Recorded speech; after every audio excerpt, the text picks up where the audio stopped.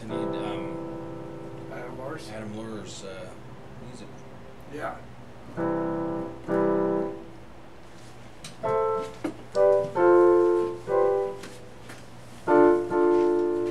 Hello, one watching.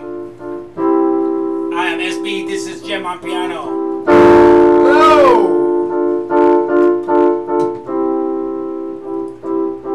As soon as you get it queued up, I can.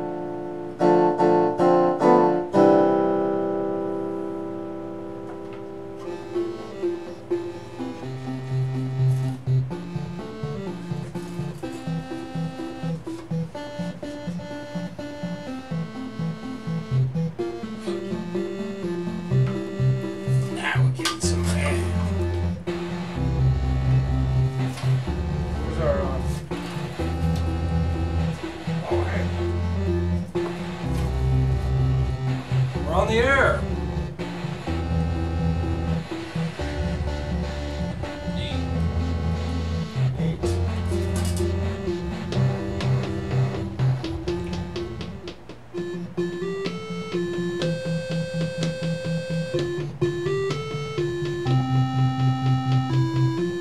Is that our live? Yep. Where is the, oh, one watching, nice. I guess that's me. Well, it wasn't a minute ago. Oh, now it says 2. Oh, no, it stopped.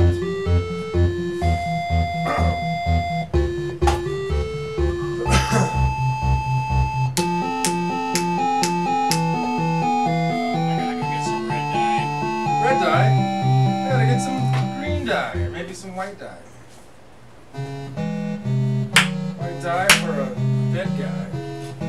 Feeling pretty fly for a dead guy.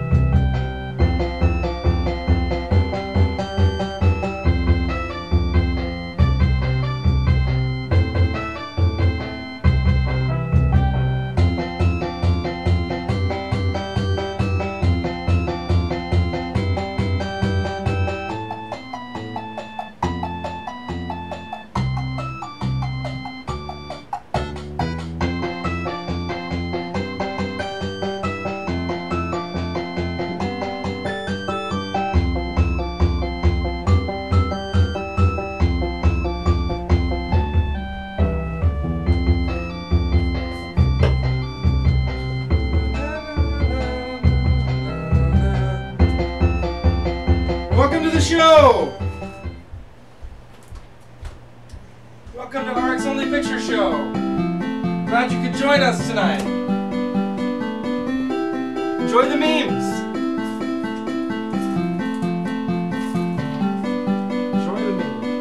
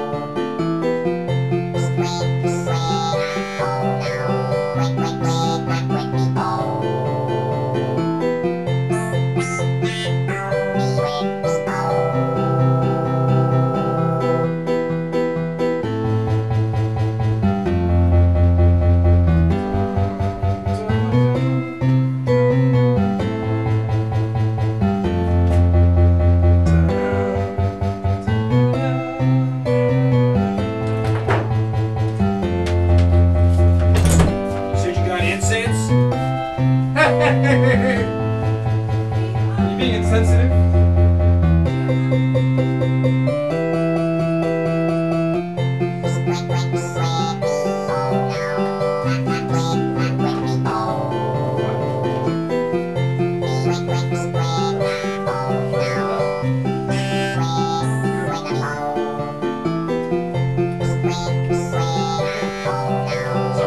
Alright. Sense is right here. Let me take care of that before I go upstairs. I think it'd be that out of line. Oh shit. Sorry about that. It's already broken. It could be more broken with Sean involved. That reputation is kind of eliminated itself for the most part. But it used to be like, is it stained? Is it ruined? Is it broken? Where's Sean? He probably did it. Let's let me. Post these up out here for prominent sense. No respect for personal property. That used to be my reputation. I fixed it. We're pretty respectful for personal property. Oh shoot! Hey, you got it before we switched cams. Yeah, that was close. I wonder.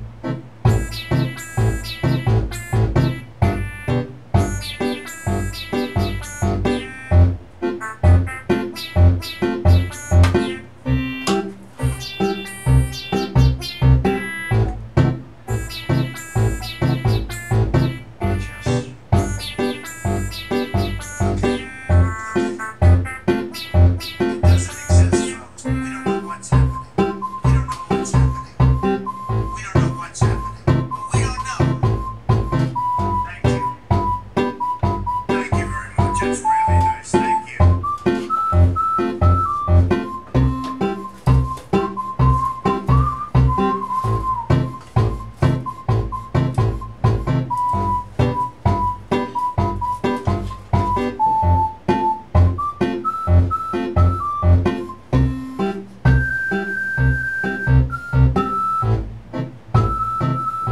Before you change your thinking, you have to change what goes into your mind. Success is not measured by what you do compared to what others do. It is measured by what you do with the ability God gave you.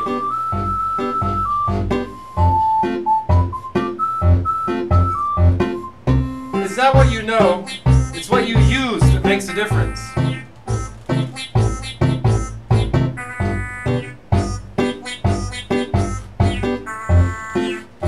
Don't be distracted by criticism.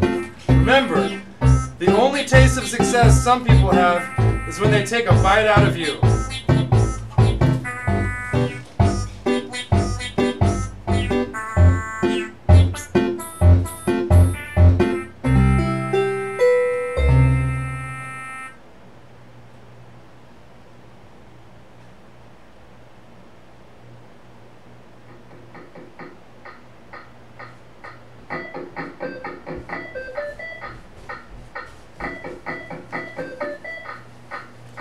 Smells like hot poop down here. What a wonderful store.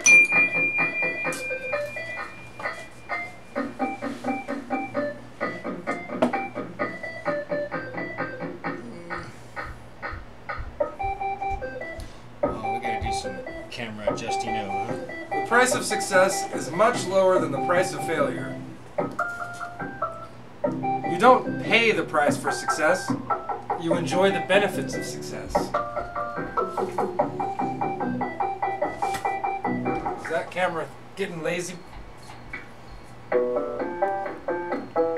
kind of there.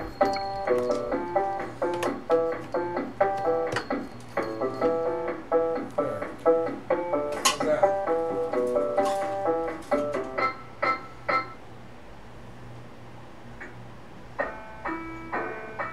I think that's pretty good. What do you think? Well, that's the main one. You gotta switch cameras. Unless you want to, Oh, yeah, huh? why don't you can probably switch them real quick, right? I wonder what happens if we do this.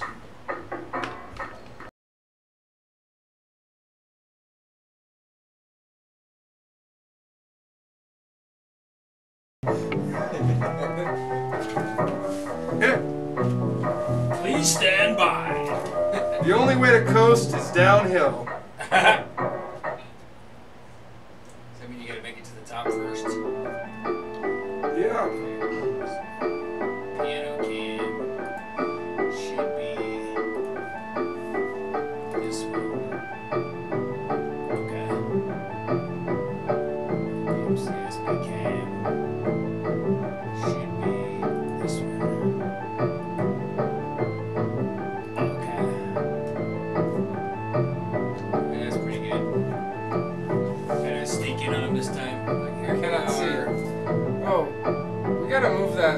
We gotta Now I'm going for the. structural post in the way. I don't want to be so up front this time. What's up, y'all? You're gonna be hiding in the back, but when you stand here, you're not gonna be in the camera. See? I was just kidding. Of course, we're gonna have to adjust it.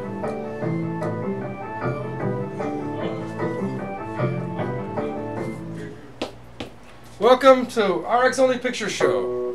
Thanks for joining People us. watching, this is nerve-wracking. Let's just cancel. Oh shit, we better cancel. We're not gonna cancel, you guys. Wait, that's me, you, and two of our girlfriends. There's only one guy watching. Feels so much better.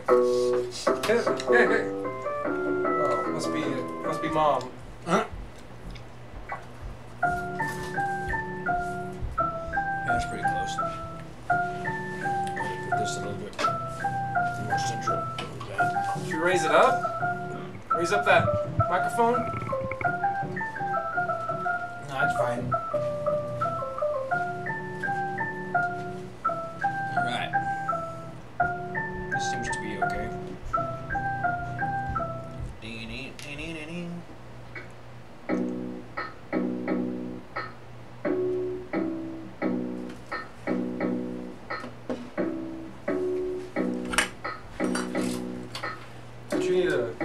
energy drink? I got the cafe.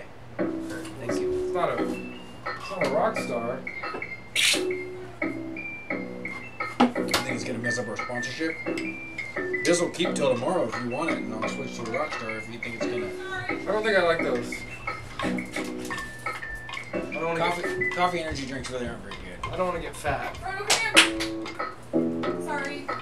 Frodo. Go on. Frodo's like, this is where the action is. This is where the action is. What an ambitious dog. A fish. I don't think I ever saw that meme. There's a fish flying and it says, my lion eye says it's flat. Yeah, it's a fish eye. Yeah.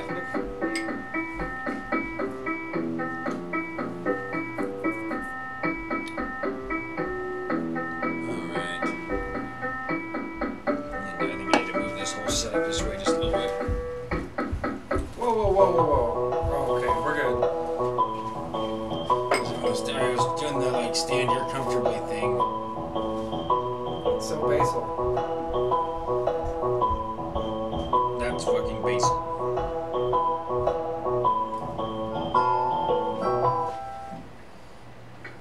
Oh, we lost a viewer.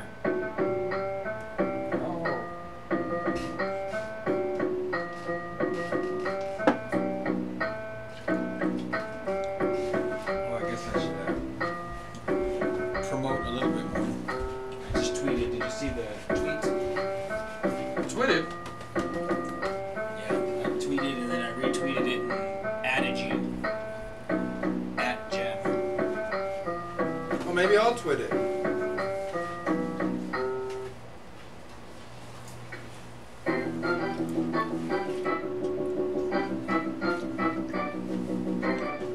Was this already number 22? It's a great day. Isn't that crazy?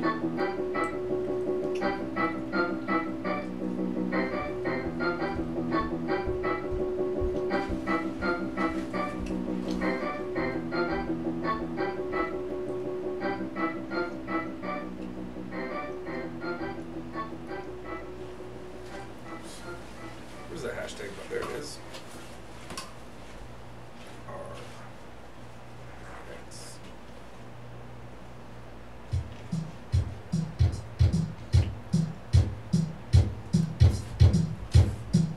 Don't look at the particle target now. Don't look at the particle target now. Don't look at So I talked to the cable company, the internet company, and the girl that helped me out, she said she's gonna check it out tonight. Check out our show. Yeah.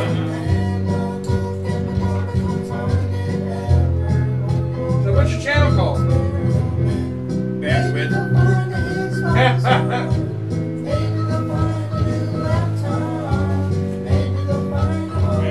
that what's happening? My orange sound. Yeah.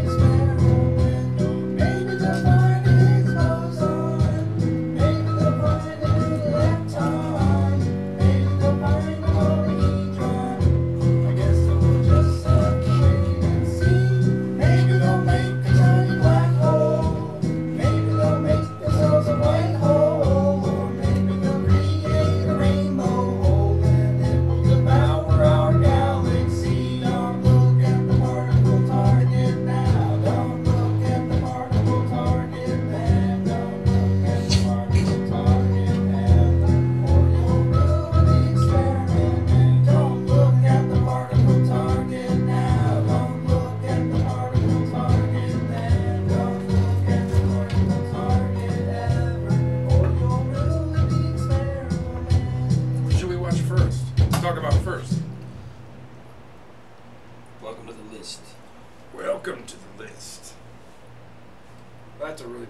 picture. Art is not a waste. Not that one. This one. So, Oh yeah, Isis. the moon. This is the moon. It's an Isis. It's a perfect Ishtar. Yeah, exactly. Astaroth. Astaroth. Ishtar, Astaroth, Astari, Astarte, Cybele, Diana, Artemis. These are all the same person. Very good. Excuse me. Tracy Twyman.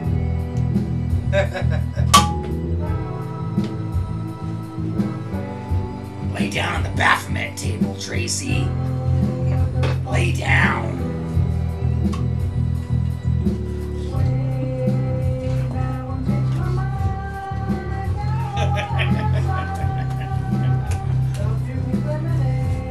You know what to do if you want your leg back. Pamela. Both legs. Pamela. I guess. I sewed one on like I promised. Now lay down on the Baphomet table, Pamela. No, get those lights on. It's got a random. I'll give you a hint. That has to do with your surprise. Oh shit.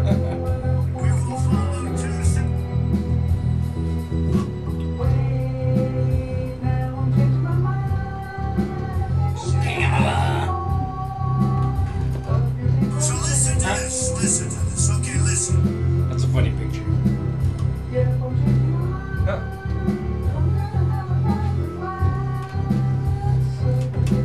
No, don't. I can't do that. That would be a tragic mistake. What? To promote our show from Booth X2 Thrifty Yard Sale on Instagram. You know, you might as well do a little cross-mogination. Sometimes you gotta sell Oh, some bro, typewriters. these are not the same audience. They might some. Don't limit. I'm an audience for both. True. You spent money on both. Yeah, and I've watched both through some VR goggles.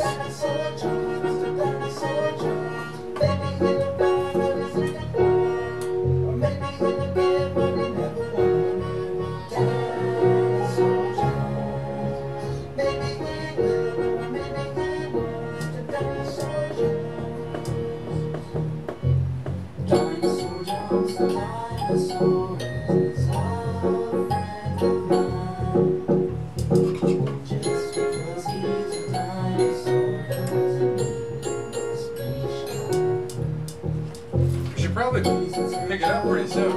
Yeah.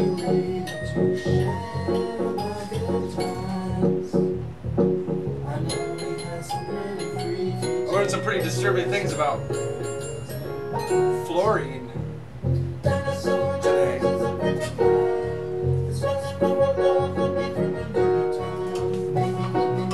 Have you ever noticed the solo cups, on brand new solo cups that I buy for like camping trips and stuff? Yeah. They got like this greasy feeling on the outside of them, like fresh out of the package. Uh-huh.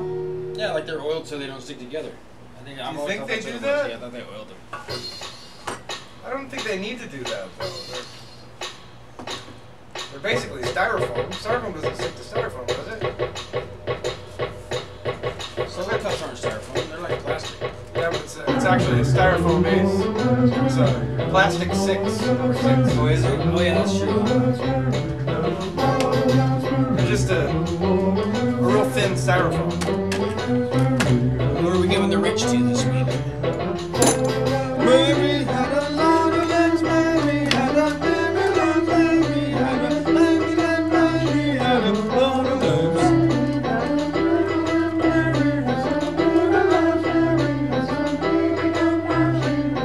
Oh my god, I freaked myself out. I thought this was the coffee. And then I had a confusion panic of all kinds of things. Yeah. Like, is this Jimmy beer? Is it odd having beers, near beers now that you quit drinking beer? Do you sometimes think that you want to have a real beer? Nope, not at all. Is your body like, hey, where's the buzz?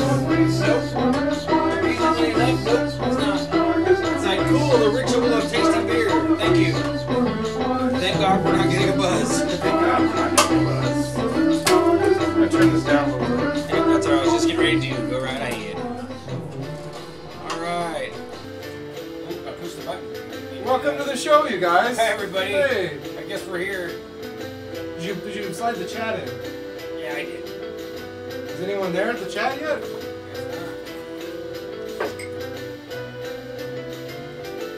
Let's see, I'm gonna Yeah, say something, because when I do it makes it look weird. slide into the chat here and say hello.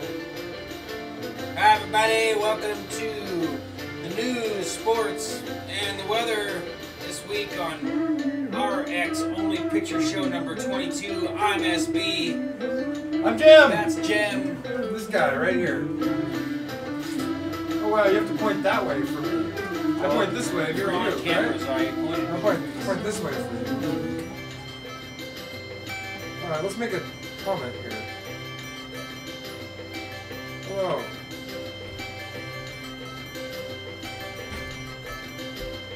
Meow, meow, meow, meow, meow. Meow, meow, meow, meow,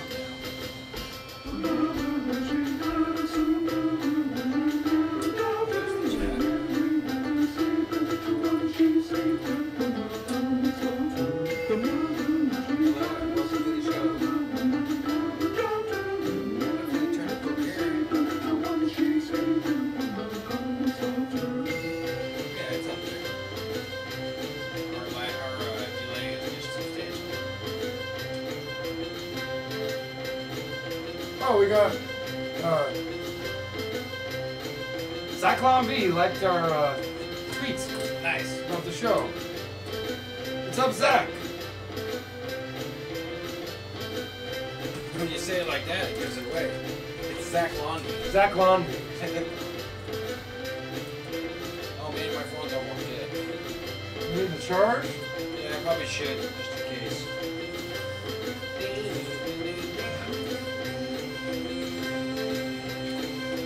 Where is this thing?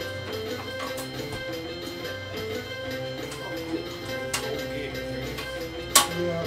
I was charging this with it, but I guess we don't need Trump sound effects that badly. It's just hacked by everybody. Stamina. We don't know what's happening. We don't know what's happening. Why would it? Jim, how do I get the other programs up? The other Chromes. Like, I would like, here's the chat. That's cool. I don't care if that stays go up. up to File, new window. No, I don't want that. I want the one that's got Adam's music on it so I can do something with it. Which one is Adam's music on? It's on, Should be it's on up a there, program right? you can't see. Oh, go down here. Well, there it is. If you minimize them, they go down there. Yeah, I just get behind it. It's okay. Hey, Mr. Dog. A little bit. I'm gonna kick this It's dog not fade upstairs. out Come on on. Super Jet, or just fade it down pretty Come on. quiet. Go away, Frodo. You're not welcome here right now, Frodo. Oh, excuse me. My goodness, how rude. That's what yummy pizza sounds like, folks. Cheat sheet. Welcome to the show. Hello, everyone. Hello, everyone. We need to talk about news, right? Yeah. Or should we start out with the weather? Weather. Well, the weather was pretty. Well, it was Mild. mild weather with well some slight darkening nearing the evening and then almost complete dark just after. That's true. There was moisture in the air but not falling. There was there was weather and there was or not. There was a slight chance of high and low pressure Yeah. and rumored precipitation It was yeah. advisories. There was a high pressure ridge from my eyes all the way down to my cheeks. Was it a the southwesterly storm clouds gather over the northeasterly portion of my apartment, I get upset. Hey, hey. Forecast that you know, baby. High tonight, low tomorrow. Precipitation is expected.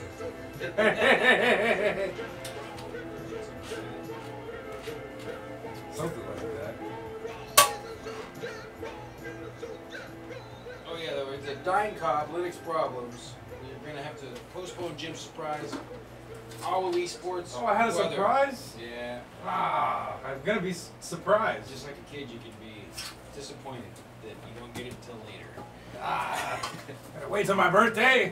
Wait till Yeah. Christmas again. Chocolate with extra.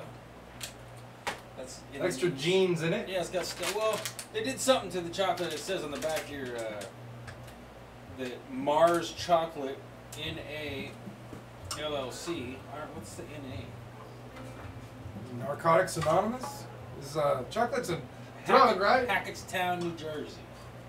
It says partially produced with genetic engineering. That just doesn't Just like the real Mars. Oh wait, no. And the little tag next to that. You want to read that out for us there, Jim? What's that say? It says, "Dare to cross the line, Dove." Thanks, guys. Yeah, the one that you. We went ahead and genetically engineered your chocolate. We warned you in small print on the back, and we went crossed the ahead line. and adorned it with a little picture of our wrapper that says, "Dare to cross the line." Because we did. We're helping along with the Archons wanting to add a third strand to your DNA. But we'll talk about that in the third hour. So they're daring us to cross the line between human and genetically engineered Well, you know, life form. A tomato, it's a fish. It's a tomato, it's a fish.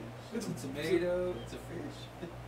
It's a tomato fish. Eat it. Spider goats. Well, why would you combine the tomato with a small bit of a fish? We can grow it in Alaska without a dome. Yeah. We can grow it right on top of the tundra. Why do they make spider goats? Bulletproof vests? Spider goat? Yeah. Have you heard about the spider goats? They put spider genes into genetically engineered goats so that So there they grow is 6 legs or whatever? no, so that there's spider webs in the goat's milk, and so they can milk the goat and get a milk that's got webbing in it that is strong as spider webs. So then, yeah, then you just get a lot of material. And You they don't weave have it to- You don't have to wait instead for of milking a spiders, yeah. spider. Have you ever seen a milk a spider? Yes, I've seen horrible video of them taking these huge spiders and like setting them all up in their little torture chambers. We should run one of those videos because that's it's amazing. It is, and it's horrible. It's pretty. Black Snake Moon. Sorry, I know you guys can't see that, but that's funny. That's a funny meme. All right, well, I guess we better add to our repertoire.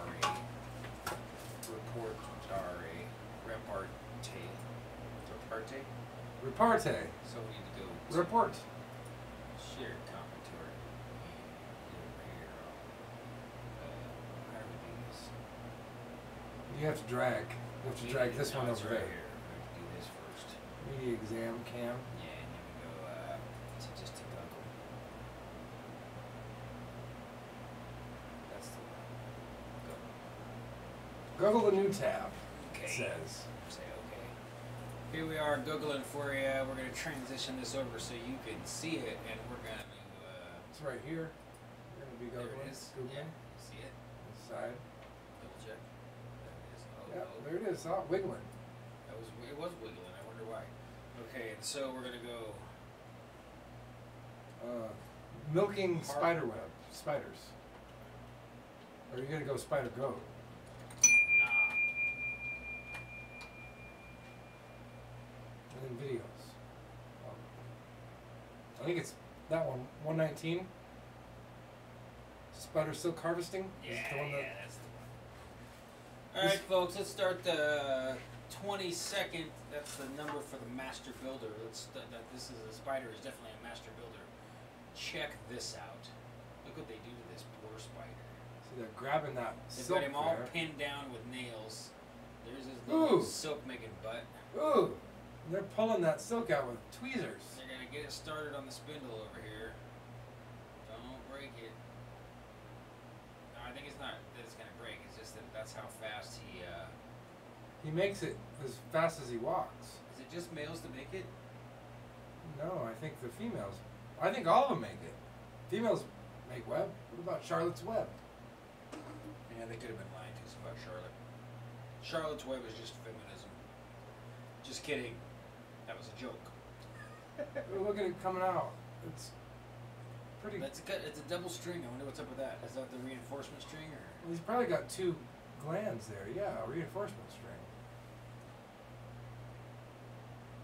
That happens to me sometimes when I pee. So That- it's really A inconvenient. reinforcement Stream. Yeah, stream reinforcement stream is totally inconvenient. It can be. So when that happens, you need 2 tiny toilets. 2 tiny toilets spaced a specific Well, and amount. they need to be like those Roombas, like they know where to go when they're supposed to. So you go, whoa! It goes. Yeah. It's always just a little bit wider than the toilet bowl. So let's type in spider goat and see what happens here. Maybe Jim's lying to us, you know, for him to fall for his stuff. Sometimes he does that. Alright, spider goat. The goats with spider genes and silk in their milk. Yeah, that's what you were talking about, the spider goat most amazing birth. I don't think that's Yeah, that's what I was the thinking. same thing. That's the one that The goat simulator. the goat simulator. Yeah, I remember seeing this game on Xbox 360. This is only 2 minutes. Yeah, it's worth it. Let's take a look at the.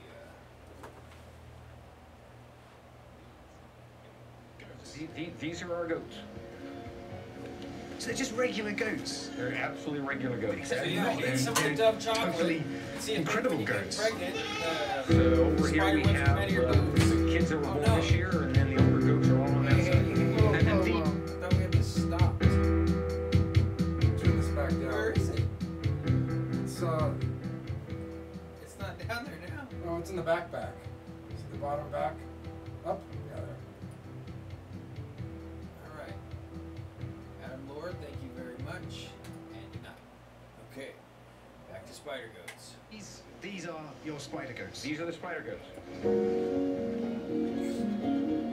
Look nice enough. Now that's the real background music. And they're eating my top. Hey, come on. Hey, behave. Just because you're on camera. And so these Right. kids have the genes for a spider in them. Yes. It's insane. And where does the spider silk actually come from? I mean, where do you get it? Well, it was designed so it comes in the milk. They look like such normal goats, but in fact they're totally unique and bizarre. I mean, this is bizarre. I guess I would not say it's bizarre. I think that Then you're an idiot. it's certainly different. It's bizarre. It's It's not bizarre. just different. This guy is hedging. He's doing like a PR move here. He knows it's bizarre. You see the expression on his face when he said that? Yeah, if you read his body language, he's like, we can't call it bizarre. The people that are giving us hundreds of millions of dollars to do this would be really unhappy if we call it bizarre. But, you know, they're absolutely normal. I don't think there's anything different about them. Hey, Freckles, come here. Freckles. Come over here. He can Right. say that because he knows. So we have names for all the goats. He's actually one of the very original goats that was created. They didn't just name him Can we Spider actually Goat 1, milk Spider them? Goat I mean, 2. You can. There's the 2 that are standing right here, 57 and 59, who are Puddin' and Sweetie. We can milk those, and you can see the milk. Pudding and Sweetie. Pudding and Sweetie. Freckles, Pudding and Sweetie, the spider goats. Yes, yes. Just a totally regular farm. That's right. That's right. Come on. They're totally I'm so building well this up. behaved as well. That's right. That's right. They know. Oh, They know that what they're showing us is There you bizarre go. by the way they're There you building go. it up. Yeah. Totally regular goats, yeah. Normal normal goats. pump's just Watch going the- like that. You guys ever seen a goat be milked? Everyday Watch goat. this. that's all there is to it. Oh, you can see it. On there. Yep. You can actually see it coming Yep. up. You can see the milk coming out. So this is exactly the same as any normal goat milking Absolutely. process. Absolutely. Do exactly the same.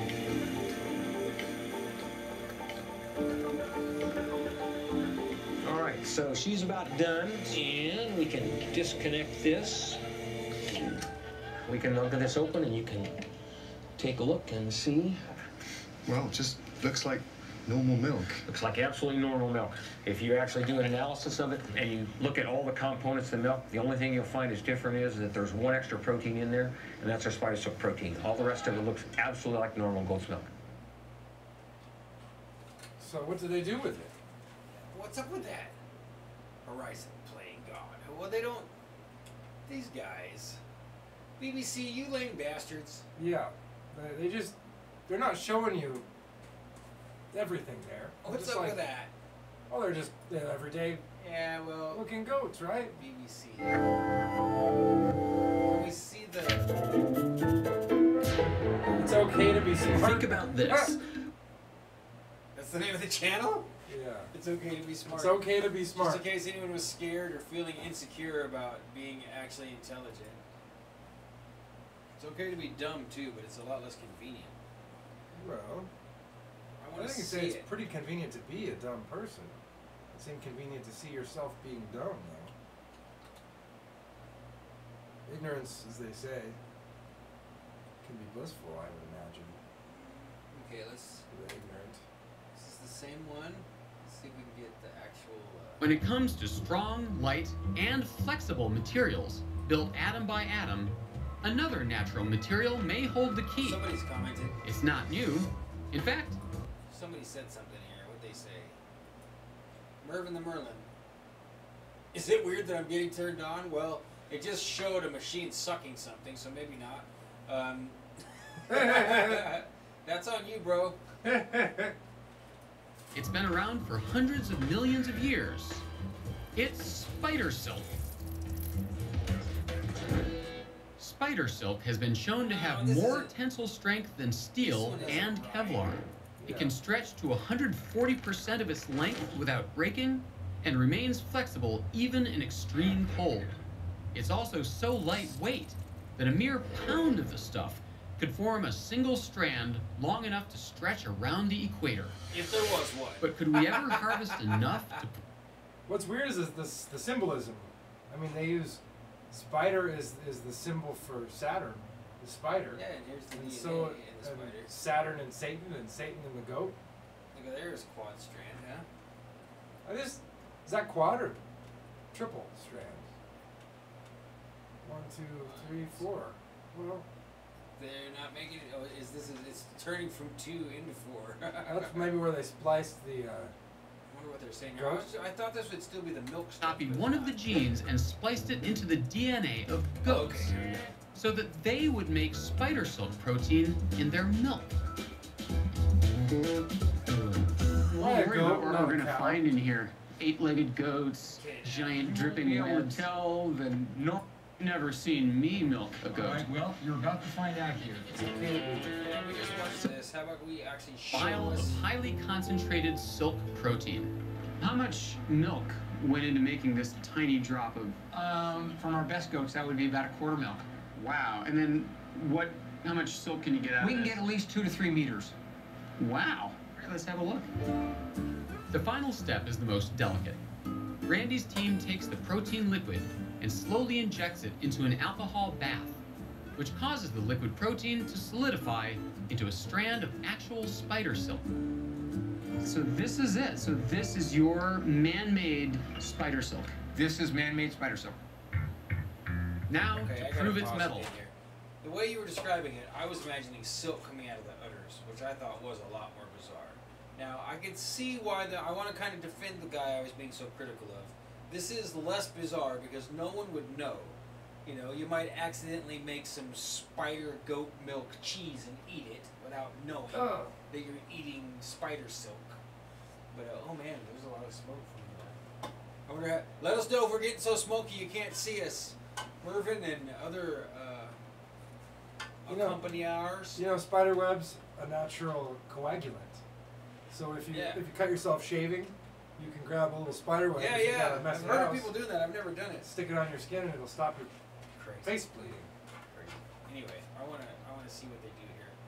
So this is a little bit more utilitarian than I thought it was. Still fascinating.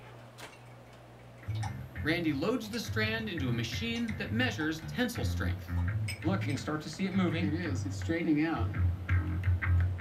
The silk stretches as it resists being pulled until it just broke. I'm sorry, Randy. But there's nothing to be sorry about. A computer measures the force it takes to break the sample, telling them its tensile strength. Remember, the tensile strength of steel, its resistance to being pulled, is what kept my plane from plunging into the ocean. The tensile strength of spider silk appears to be greater than steel or even Kevlar. Not as strong as carbon nanotubes, but more flexible, my friend Kevin that made easier to Kevlar, make in that's long why they call it strands, Kevlar. and certainly not toxic. Before I Down in leave, Kevin's lair? Randy Yeah. suggests one last experiment for us would-be spider. drinking, Spider? You getting anything? I don't feel a thing. Nothing. They are. So have you seen what they weave out of spider silk? People have woven it into fabric. When it comes to strong, light, and Hey, flexible, I said pause. Let's keep on the spider silk fabric. There you go. Raiders. The one, yeah, Is that the one you want to see? Well, yeah, I think so. Cool. I don't know why it's yellow. Are we dining?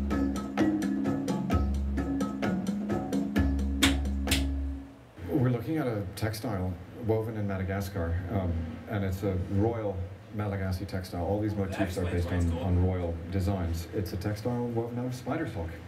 1,063,000 spiders and worth you make it gold of silk. by It's default sort of like the holy because grail, really. otherwise It's not chop like your head off. the Bombic silk. It's 1,063,000 completely unique. It's got amazing properties. spiders. I mean, you can see the color. It's phenomenal. The thing that amazed me the most is when we got large enough quantities to actually touch it was the tactileness to me was completely unique and amazing. I mean, even running your fingers through it, it sort of sticks on your hands. It actually did not feel like anything I'd ever touched in my life before. Well, that's going to push Mervyn the Merlin over the I was top. blown away. I was blown away. I had seen a small sample a couple of years ago that had been woven just as an experiment to see what could be done with this material. And as you can see, it's this wonderful, lustrous golden color. Only one other spider silk textile was ever exhibited, I think, in Paris around 1900, and that has subsequently been lost. So this is unique in the world.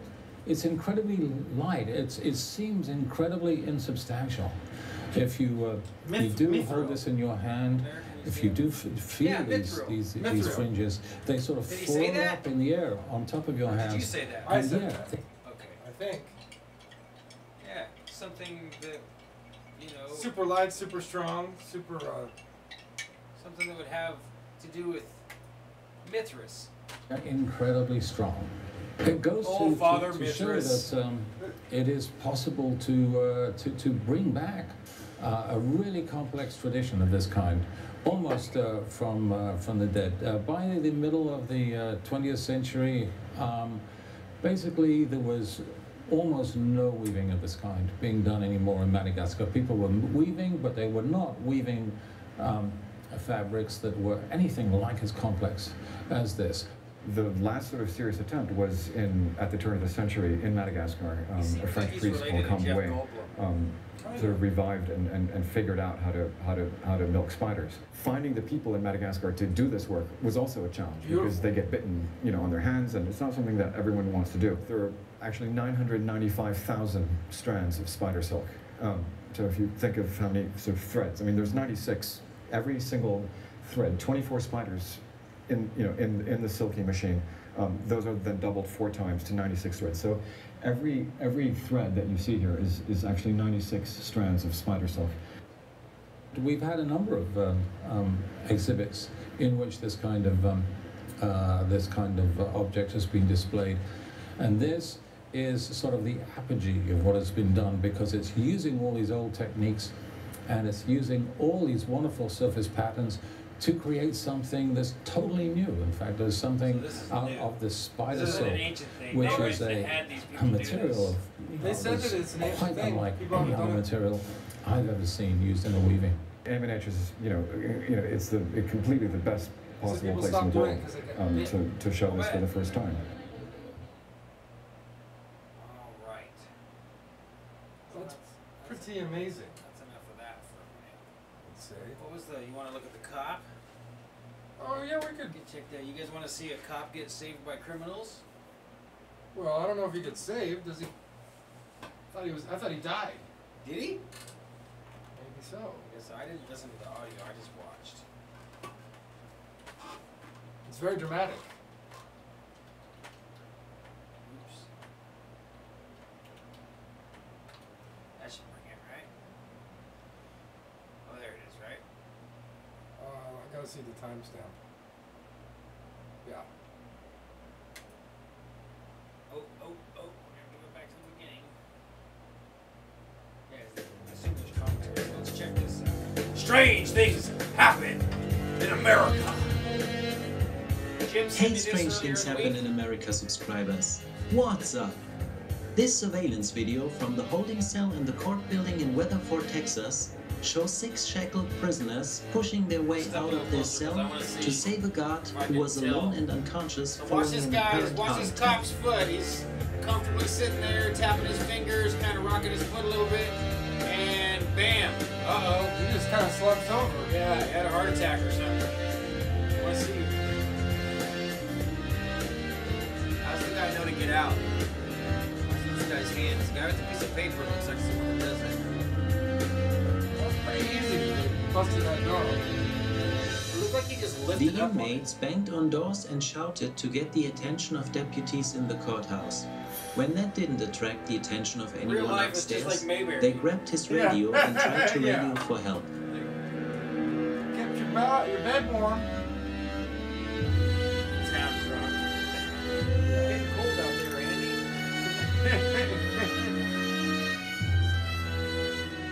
They let themselves back in there. Yeah, I hear the cops came. They didn't want no added time. Yeah. In my experience, guys in jail almost always know how to get out. There's too many exits in a row to proceed out. Get out of any one exit without too much trouble. The cops are taking pictures of it. Are they? I thought they were just trying to call. Maybe they're calling. So I saw a funny comment. It says, call 911. Oh crap, we are 911. I thought that was a funny comment.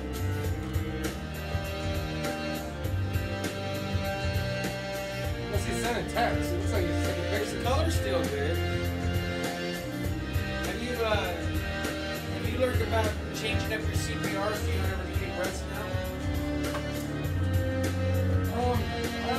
Most of the CPR they advise now is to just do chest compressions because there's already oxygen in your blood. So FYI, if you're out there listening to this, if somebody does fall out having a heart attack, especially a heart attack, you can get away with just solid chest compressions and keep them alive. Staying alive. Staying alive. You're supposed to do staying alive. Is your beat in your head.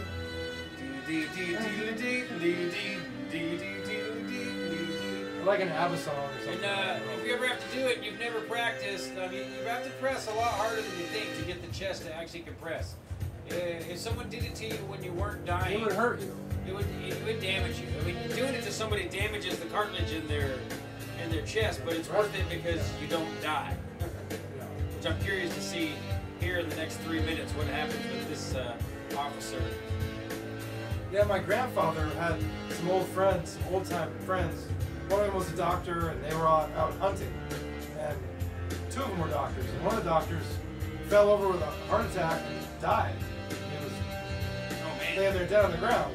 And the other doctor was so mad. He's like, "We gotta leave our trip early." He's like, "Damn it! Damn it!" He stomped on the guy's chest. Just went stomp! And he brought it back to life. He went, sat up, and they finished their hunting trip. Oh, old timers. Old timers, yeah. I got my car to start by kicking it really hard before school one time. Oh, wow. Didn't work. I was so mad. I got out, tried fixing the battery, nothing. Tried, click, nothing. Like, that's like stupid piece of shit. bam! And I kicked it. It was an old 64 El Camino, and I dented the fender, and I felt really bad. And like, oh man, it's my El Camino. So I got it one more time. Turned the key. Vroom, like, of course. You're just like my girlfriend. Just kidding, folks.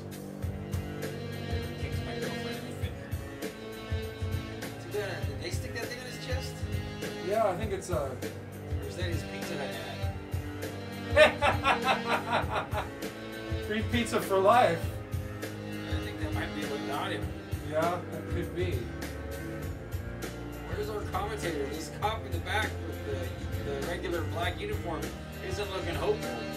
Yeah. He looks like me in this kind of situation. Like, oh man. They're getting the paddles out. Yeah, they've got the intubation breath kit. Those guys all standing in the cell are still talking about this to this day. I bet. Didn't that cop fall down and died right in front of us?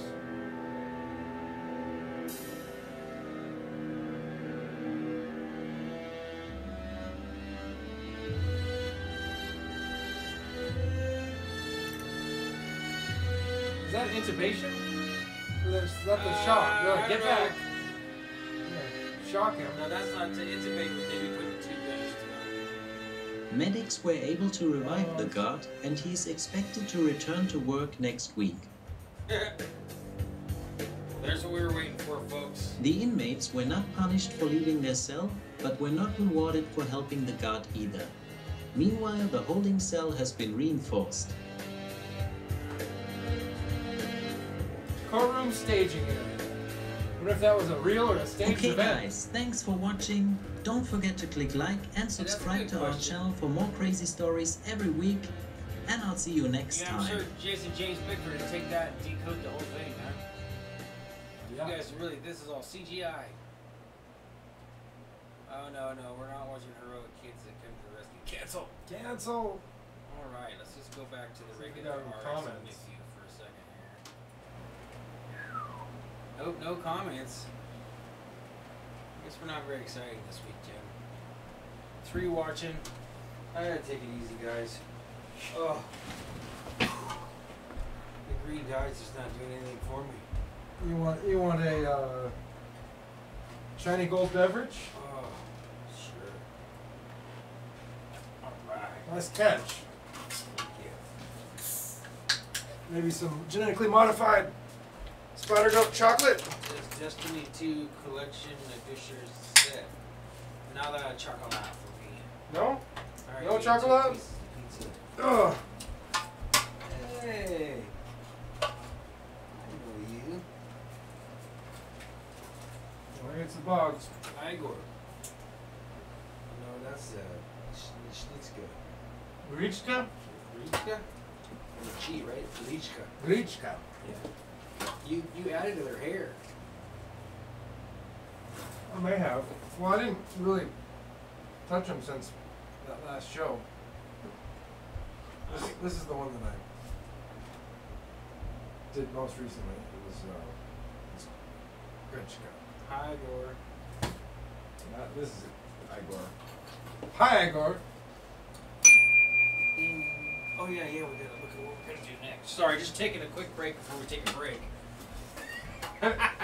Oh, we didn't prep our middle memes, and we're just gonna have to go back to intro memes this week. Yeah. All right. We're gonna have to set up our middle memes pretty soon here. Too pretty. SB's kind of dragging. He started school this week. Yeah, I'm back in school, kids. Stay in school. Well, I don't know about that. Computer classes, huh? Yeah, I'm gonna learn how to be a programmer. That way I can go make the next YouTube. Get with the program, SB. Actually, I'm not gonna make YouTube. You know what I'm gonna do? I'm gonna pick up where Terry left off, and I'm gonna make Temple OS 2. Terry who? Oh, I'll show you in the third hour. The third hour? To add that to the list. So, oh yeah, we should look up the Linux problems. And what we were gonna do about AWB. We could also talk about the fluorine. Oh yeah, yeah. We could definitely just look up. Yeah, let's look that up real quick. Fast food fluorine. I should bring it to us. Speaking of this stuff we're eating. Come on! Genetically, partially produced with genetically. Yeah, Dove chocolates, just so you know, are partially produced with genetic engineering, and they're kind of bragging with their little silver tag. Dared to cross the line. And it contains milk and soy. Deep soy, added again. Deep soy.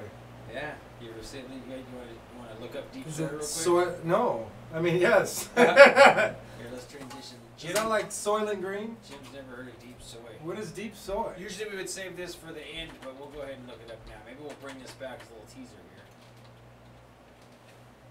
Deep soy. So this looks like it should cover it. State. Avoiding the instruments of the deep soy state. Rogue Health and Fitness. Hi folks, PD Mangan here, back with another video. You know, a while back I wrote about the deep soy state, which is a metaphor for the agents in charge who are making people fat, unhappy, and keeping them in line, tired, fatigued, not willing to do anything. Three of the main instruments of control of the deep soy state are sugar, refined carbohydrates, and industrial seed oils, also known as vegetable oils. These things are in virtually all processed with this guy so far. If you can cut those out of your diet, you'll be happier. And if you don't avoid them, you're going to be fat and unhappy. And to avoid them, you've got to avoid all processed foods. You've got to eat whole foods only. So, in my recent book, I wrote about the use of fish oil as a supplement, and but first of all, what's most important. Now we know what's serious about deep soy. Now we gotta find out. Look at 0 subscribers, 1 video. So tempting. We gotta see it. What is it? What is it? Thank God it's. If that said Wednesday, I'd click on it. Yeah. It's probably not the most joyous TGIF we've had, but. We gotta check this out. This is the deep soy I was warning you about. Is this it? Well, it's just the. Okay, folks. I know this is probably not the most joyous TGIF we ever had. The second viewer. I'll give a thumbs up. This is from today. People here pretty upset and pretty sad for globalization and immigration, which has sparked movements throughout Europe, throughout Asia, throughout Latin America, xenophobia, hatred, and a desire for answers that may or may not be there. But there's another group, a small group that we should also think about who are minorities.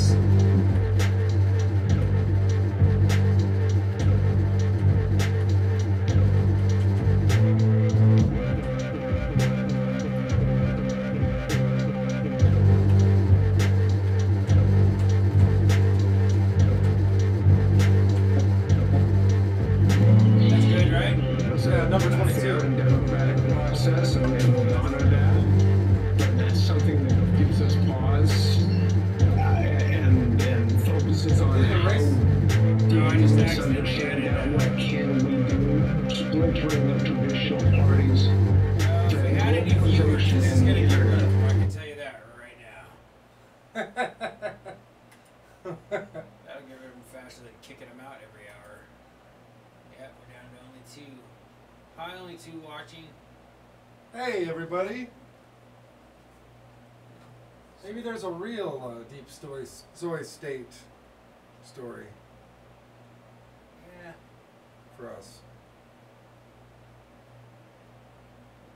So, the concept behind deep soy, as far as I know, is like the idea that, well, there's a hotly debated issue of whether or not eating soy in your diet causes feminization in males, that it increases phytoestrogen production, if I remember correctly, So people say, you know, don't drink soy milk, don't eat a lot of tofu, don't eat all the stuff that has soy in it. And that led to the pejorative that we see from the alt-right and similar shit posters that, you know, that you're a soy boy if you do. Now, I'm going to go full disclosure and say, you know, sometimes I order I am a vegetarian, sometimes I order the salt and pepper tofu. It's really good. You know, maybe that's why I got man boobs. I don't know. Could be. You know, I don't feel feminized, but I've had people mistake me for a gay guy before when I'm definitely not. Maybe I used to use soy milk way back in the day, but I don't really like it. I prefer the almond milk or the cashew milk. You know. I tried to stay away from soy. I saw they were using it to make the stuffing in car cushions, car seat cushions. Yeah, that's another thing is that they say that soy in general is not easily digestible or healthy for you.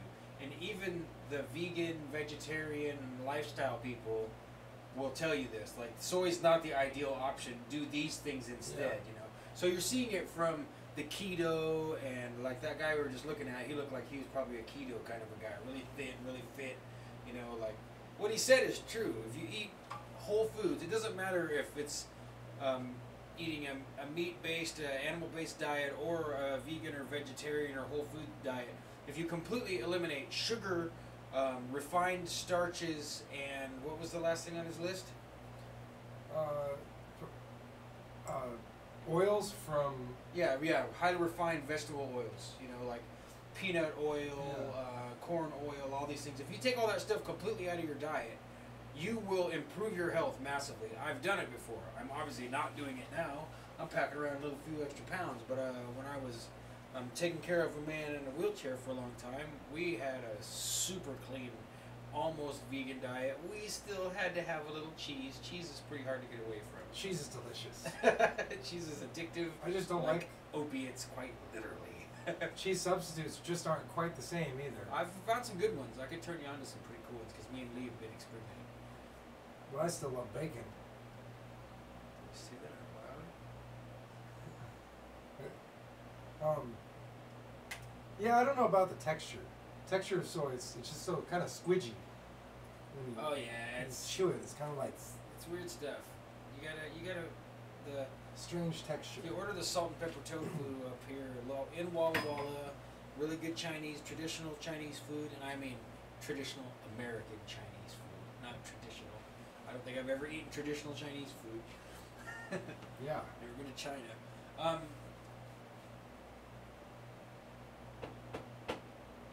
The Pacific Express. They have excellent American traditional Chinese food, fresh and good.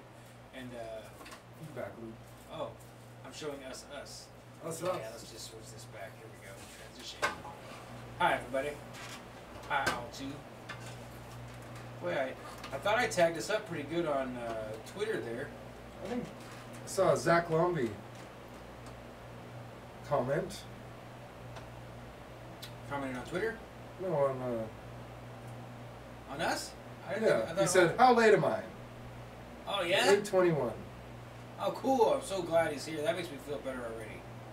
I was feeling like my slovenly energy was dragging the show down.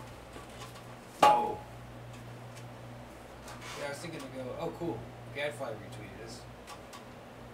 All right, get out with Twitter. I was gonna go tweet again. Glad to see you, Zach. You can see I used a bunch of MAGA hashtags. We the people, dank memes, love, Hillary for president, Obama.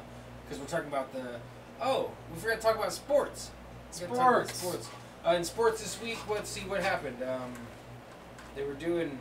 I know that there was... the ball changed hands quite a few times. Yeah, that's true. Lots of points were scored. Yeah, I knew that some of them were highly contested. I heard there was at least a couple of bad calls, but a majority of good calls. Yeah. There were some fouls. Yeah. I think there was even fouls out of bounds. Fouls out of bounds. And I'm pretty sure the top scorers this week on Sunday, I think it was 7-3, and then after the game after that was 14-3. Yeah. Then there was a tie. Was that on Saturday? So that's pretty rare when that happens, but it's exciting to watch. It was either Saturday or Monday, or yeah, I know that Monday night. Could have been that. It was a rare doubleheader Monday night, and it was, I think it was 5-4, which is pretty close. It's a pretty close game. Probably exciting to watch. I didn't watch. Did you catch it? No, actually, I was only given 110%. Oh. So you were probably still playing after the game. Yeah, I was. About 4 minutes. So yeah, that's sports, folks. What do we do? Oh, here. I was on my own evening show. Oh, we got competition. Kick him. Kick Lawnby. That almost sounds like Kick V. Kick Lawnby. Kick Lawnby. Kick Lawnby. That's funny. Yeah, I'm kind of. We'll have to check out your show. Well, there we covered sports. We covered the weather a little bit, huh? The weather. Do we know what the weather? Do we have the forecast is? I think there's supposed to be like scattered light breaking in the early morning hours. Yeah. And there's high-low pressures. I think it's scattered light, and there's supposed to be some clouds and some not, or whatever. There's a partly cloudy. Mild windy. Yeah. Yeah, Gale's gonna be out there. Hey. Gale will be in full force. Gale's always in full force. Gale force. So yeah, I think that. Breaking wind. And then like 12 hours after the scattered light is increased darkness, isn't that? Increased darkness with some chance of light later in the. Yeah, like spotted light or whatever they call it. Speckled light? The day. Yeah, or morning. Yeah. So that's sports, weather. We covered some news. There seems like there was one more news item we were going to look at. Oh yeah. Let's zap this up here. I'll find it and then we'll switch back for you folks. It was. Yeah, we'll switch this back over here. No, not that. What was that? The drawing of the. Was it a penguin or a? Well, here we can just let's let everybody in on our using here. All right, so I typed Linux controversy because Linux, the famous open source operating system and architecture, has been in the news, and apparently the GNU/Linux naming controversy is a dispute between members of the free software community and open source software community over whether to refer to computer operating systems that use a combination of GNU software and the Linux kernel as GNU Linux or Linux. So that's one controversy. And that goat, apparently that's not a goat, it's GNU. You want to see something funny real quick? I do. Check this out.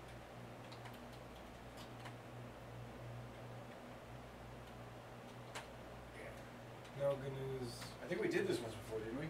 Gary GNU. I remember this guy from being a kid. This is only 52 seconds. So here he is, ladies and gentlemen, Gary GNU from the Great Space Coaster. Pretty sure that's what this television show is called.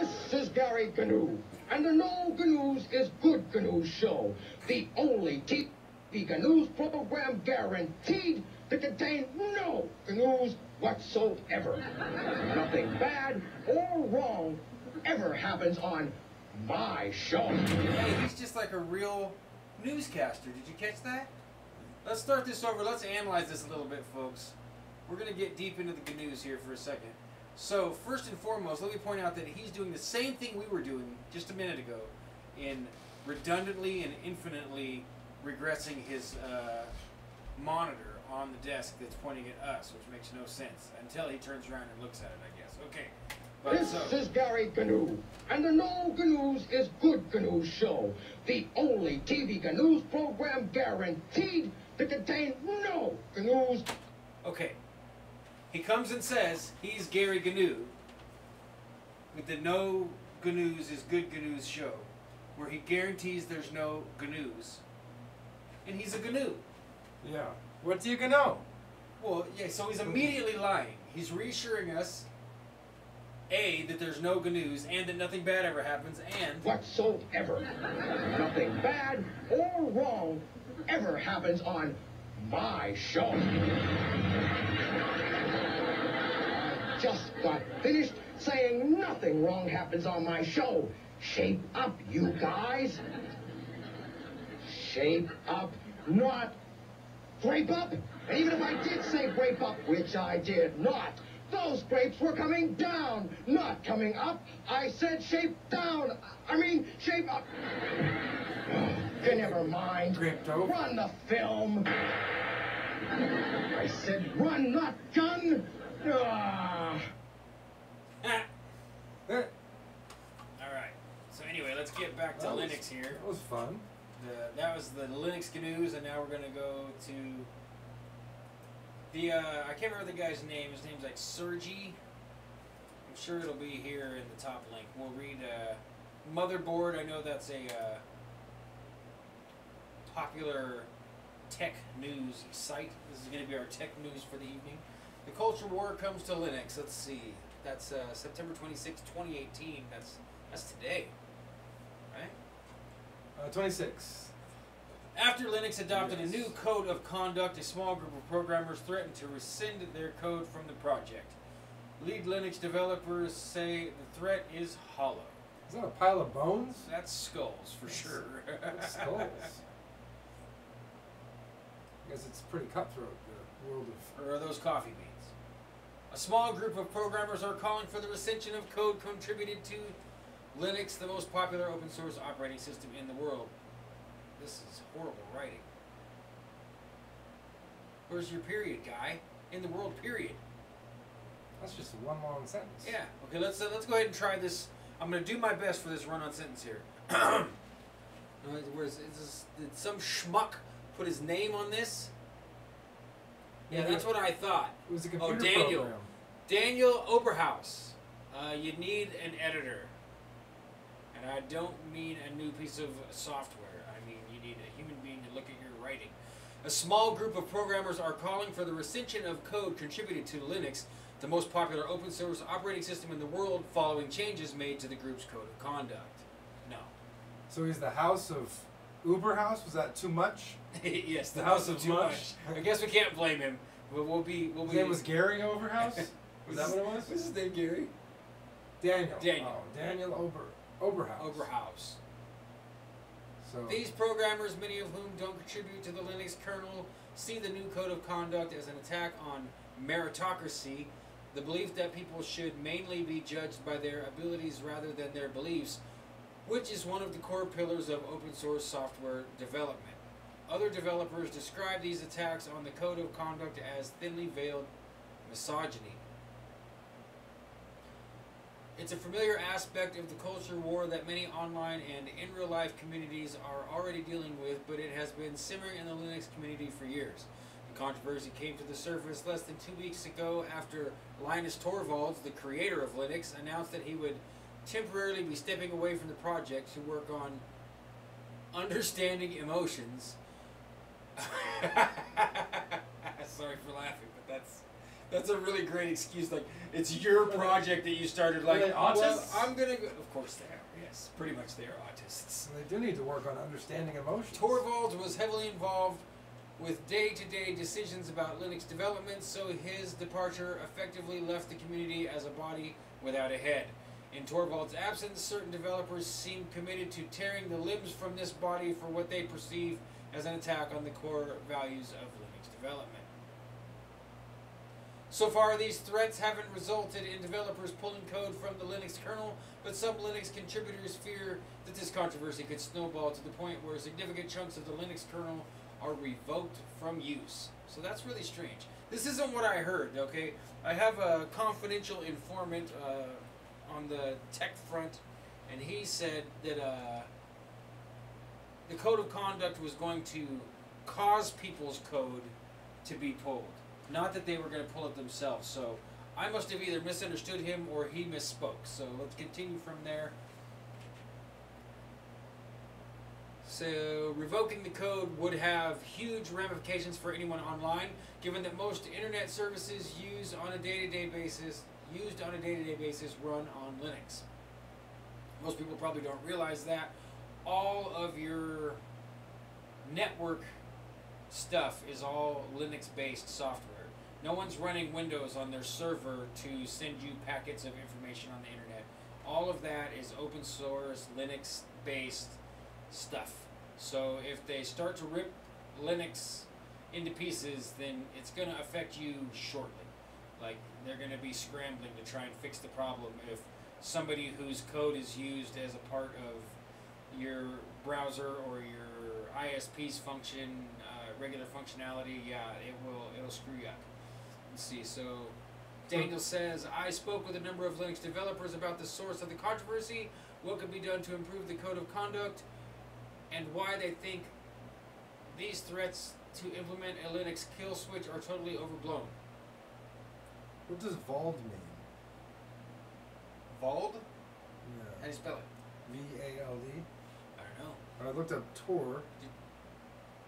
As in Tor. Oh, you're breaking this guy's name just apart. I don't know. Well, he's just checking it out. He's from somewhere weird too, so it's not.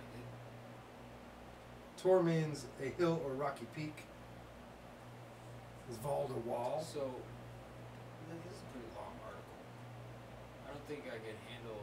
I'm kind of tempted to take this guy's article and copy paste it into word processor and chop it down and rewrite it and send it to it. But Tor is also the Tor project, free software, protects your privacy online. Yeah, that whole thing's run by the intelligence agencies. That's something that they gave everyone to feel safe about misbehaving on the internet, so that anyone who's really seriously misbehaving on the internet rats themselves out first. Oh. If they're looking for you. If not, it probably really does provide you some anonymity. But if they're looking for you, then it gives them faster, easier access. You don't want to rat yourself out. So,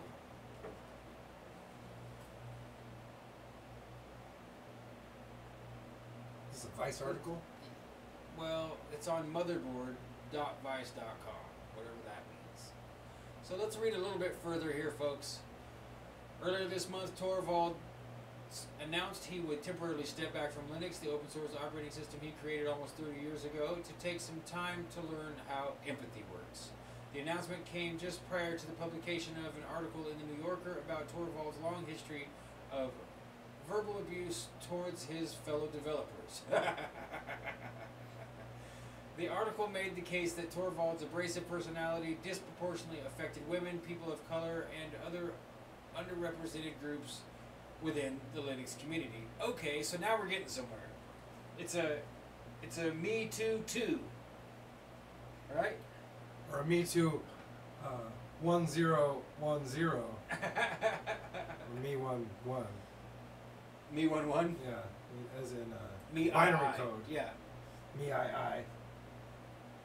Shortly before Torvalds announced his departure on a Linux kernel mailing list, he and 6 other developers signed off on a new code of conduct that was added to the Linux documentation. Prior to this change, interactions among Linux developers were governed by a code of conflict that was adopted in 2015 after repeated calls for more civility among devs, which is short for developers, for those of you that don't know.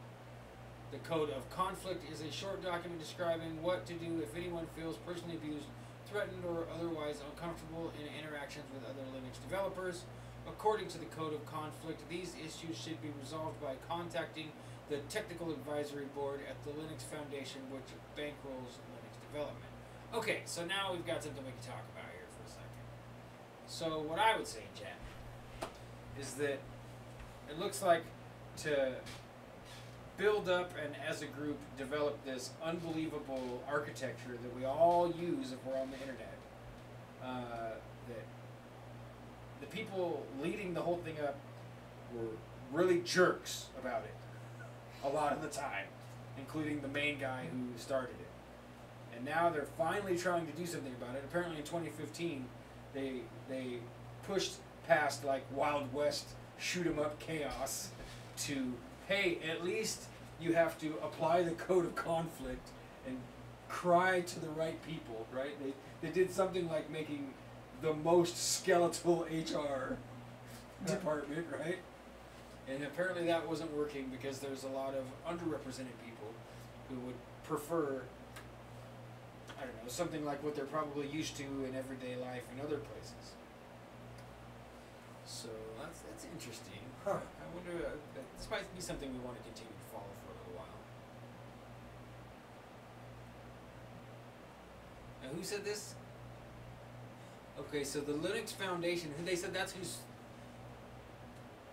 Code of conduct. Technical Advisory Board at the Linux Foundation, which bankrolls. So that's, you know, if I was this writer, I would have like double underlined and italicized this and made it 2 points bigger in bold. So that people, that's like, doing it like this. Like, I don't think that he wanted you to understand what he was writing. he's no offense, Daniel. Daniel.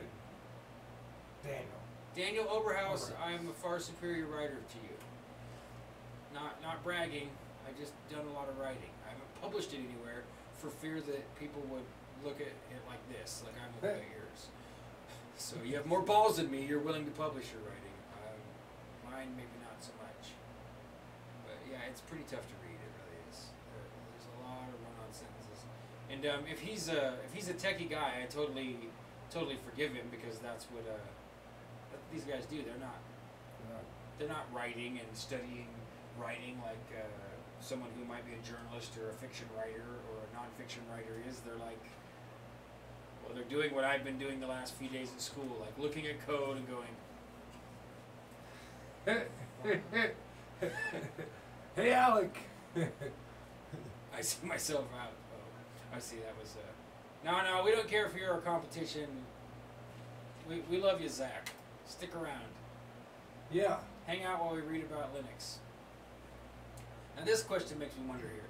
It's no secret that the software industry would like to see more diversity. I really doubt it. I guess that depends on who this is. That's a pretty wide open statement. Who is the software industry? I mean, is that a thing?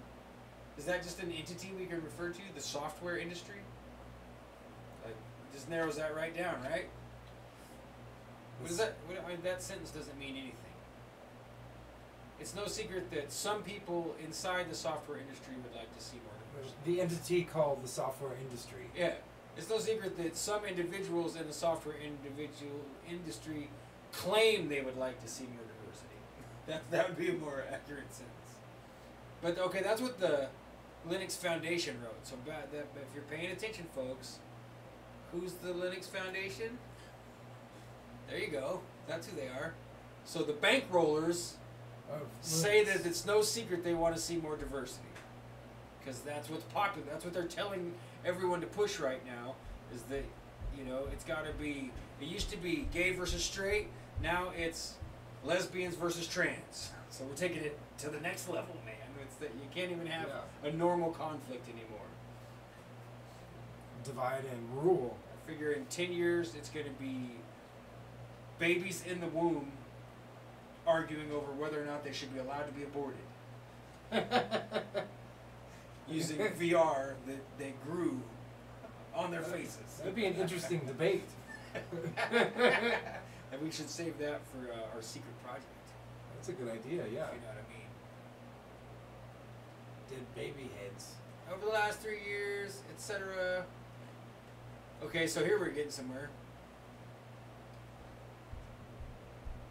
Let's read this. Over the last 3 years, however, the verbal abuse among Linux developers, a lot of it coming from Torvalds himself, hardly abated, which means it didn't slow down.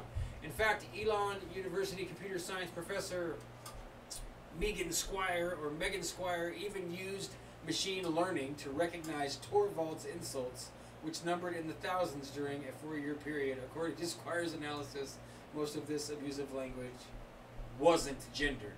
So wait, she pointed the AI at things that he'd actually typed onto the internet and found his specific insults, which numbered in the thousands over a 4-year period. That makes me kind of like the guy. I don't want to talk to him. But it makes me kind of like He's an equal opportunity abuser, Squire told the New Yorker, but added that women throw in the towel first. Come on! This thing's so full of generalizations, and I'm not blaming that on the author. I'm blaming that on society at large. Maybe it was an AI writing it. Sort of choppy like AI. It could be. Stuff. It's not possible.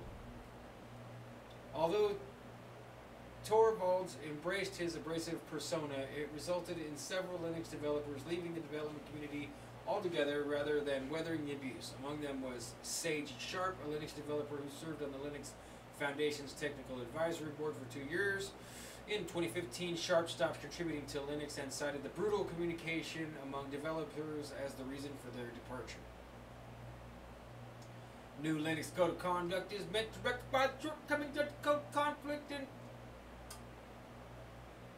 It's interesting they changed it from a code of conflict. That seems pretty IT techie type of a thing. Like so the code of conflict? Yeah, instead of having a code of conduct, yeah. Everyone already has a code of conduct. You don't have to write one down. You either approve of their code of conduct or you don't. You and I definitely are okay with each other's code of conduct, or we wouldn't do a show together every week and hang out. It's like mandating conflict. Yeah. Having a code of conflict. It's not saying, well, in the case of conflict, it's like saying has to be conflict. And, right. They're presuming conflict. Yeah, presuming conflict. They're. So the code, like the code of conflict, violations of the code. Oh, wait, I missed it here. I'm gonna go here. The new Linux Code of Conduct is meant to rectify the shortcomings of the Code of Conflict. In particular, it cites explicit examples of unacceptable behavior, namely the use of sexualized language or imagery, and unwelcome sexual attention or advances, trolling, insulting, derogatory comments, and personal or political attacks, public or private harassment, publishing others' private information, and other conduct which could reasonably be considered inappropriate in a professional setting. Alright, well, I'm going to give a little bit more in-depth opinion here on... Okay, so they're telling them, don't act like computer geeks. Okay, these are the people that wrote free open source software for the whole world to use if they want to, and we all do. That's part of them. It's like, Jim, we're going to need you when you come to work to not grow any brunette-colored hairs. You're going to need to arrest the growing and remove the hair before you get here, and don't have it start growing again until you leave. There would be a code of conflict. Yeah, there's going to... It would be written into that All policy. they're telling is... To me, this is what this says. Long story short, they're saying, hey, we're dumping money in this thing. Knock it off and act like professionals. Well, the only reason these people are in Linux in the first place is because they have dedicated their life to not ever having to do that. They'd rather work for free and hope something good comes of it than do that. Yeah. So, and they're already likely completely introverted, antisocial, passive-aggressive, socially inept. So you tell them, act like we want you to, act normal, and it's just going to flare all that up underneath the surface even worse. So now people are going to get death threats from anonymous sources. And sexualized content is going to go through the roof, but it's all going to be hidden by something better than Tor. Well, they're adding conflict. There's a code of conflict. So yeah, we might have to put this on the in the tickler file. You know what a tickler file is? Tickler file? Yeah, you ever heard of that? No, what's a tickler file? I learned about the tickler file from the famous marketer, and he wrote a book that I would recommend to anybody. It's called Dan Kennedy's Kick-Ass Time Management, something time management. Anyway, but a tickler file is like back in the day before there was a computer or anything. You know those accordion files, like you put your taxes and stuff in or whatever, you know, get a small one. Well, you get one of those or like a file cabinet in the office, and you get 30 folders, and you put the dates on them for the whole month, and then you get an idea, but you know you're not going to work on it till the end of the month or till next month. You know, maybe you get 90 days in advance, usually I think is what it was. You know? So you get 90 days, and so you're saying, okay, we talked about this today, but we can't do it right now, so I'm going to put it in March. So when it comes up, and every day you look in the tickler file to remind you, and it tickles your memory. You know? That's a pretty good idea. So we'll have to maybe we'll tickler file. Maybe we'll make a tickler file and for RX only picture show. Why are people mad about the Linux Code of Conduct? The new Linux Code of Conduct is pretty standard for the open source community.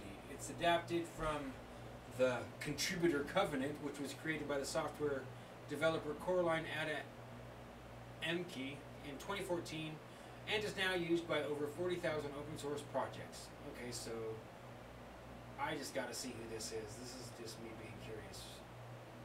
Pretty tempted to run her name through the, what do you call that thing? The anagrammer? Yeah, pretty tempted to anagram. But I want to see Coraline Ada Emke's face. There she is.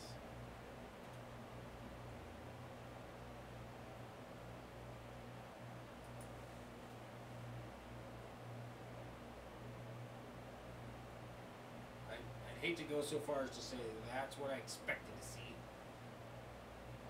Was that a drawing of her? Which one? This one? This one. Oh, it's your It looks Twitter? like it. Was that from a photograph? No, I think that's Maybe that's into a art. drawing. It's art. Pretty good art.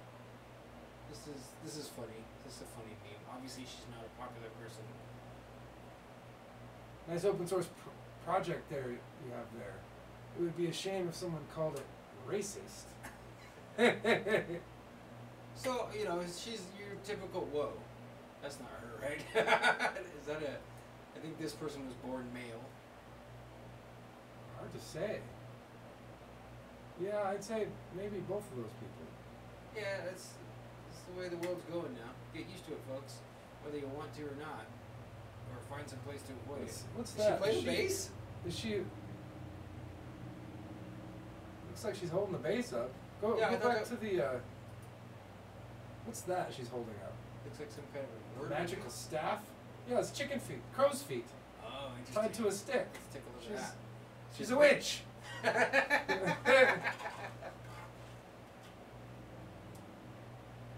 Here's me with the wand I made. Yeah, so she's probably some kind of neo-pagan or occultist. That's funny. Apparently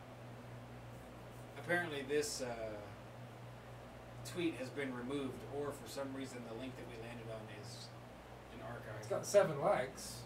Are there more pictures down here at the bottom? No, that's it. But that's What are those little icons for? Yeah, right there. Oh, those are the people that liked it probably, because we're looking at an archive, so it's dragging the archive data in here. I wonder if this. Why is the? I wonder if it's actually gone. That's kind of interesting. But it's still here in the. FYI, if you don't want everyone to know forever, don't let it arrive on the internet. Yeah, I guess so. Because the internet doesn't really forget. Oh yeah, there we go. My confidential informant also let me know about where to go. This event. That's the Linux creator, pretty sure. Let's take a glance at this. Is he flipping off us? Everyone? No, I think. Remember, I told you somebody said, "What do you think of NVIDIA?" Oh. Remember, I told you that earlier. I'm pretty sure this is his response. That's what he thinks of NVIDIA. I'm gonna go ahead and close this other article. I don't know. Maybe we'll go back to it. I'm biased against your article, Daniel. Are you gonna run that witch's name into the anagrammer?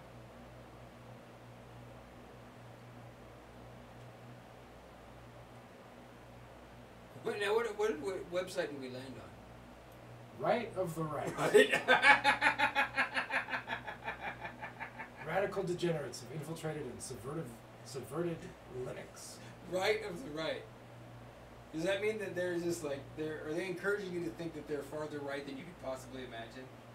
As right as that little devil-tail points up there. Just to be clear, folks, Jem and myself do not endorse any position. Never have, never will. For me, I try my damnedest not to lean left, right, and especially not to stand in the center. So that you figure out where I am. Then I like to observe everything and try to just figure out where it's all going. Yeah, I try to remain superior to it all, and I don't always succeed. Oh, she's a transgender man. Is she trans? So it says, a transgender man pretending to be a woman who goes by the name of Coraline Ada Emke has successfully forced a code of conduct into the Linux community. So maybe it is an anagrammable name if she made it up.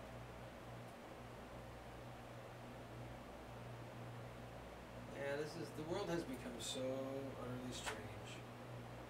But let's go Well, I ahead. mean, it's anagrammable no matter what. And I'd say this is like this. What we landed on here just reeks of the most basic far right conspiracy crap. And you guys all know if you watch this show that Jim and I are pretty fascinated and enmeshed into conspiracy stuff, but it doesn't help your cause, even if any of these things might be true about this individual Coraline.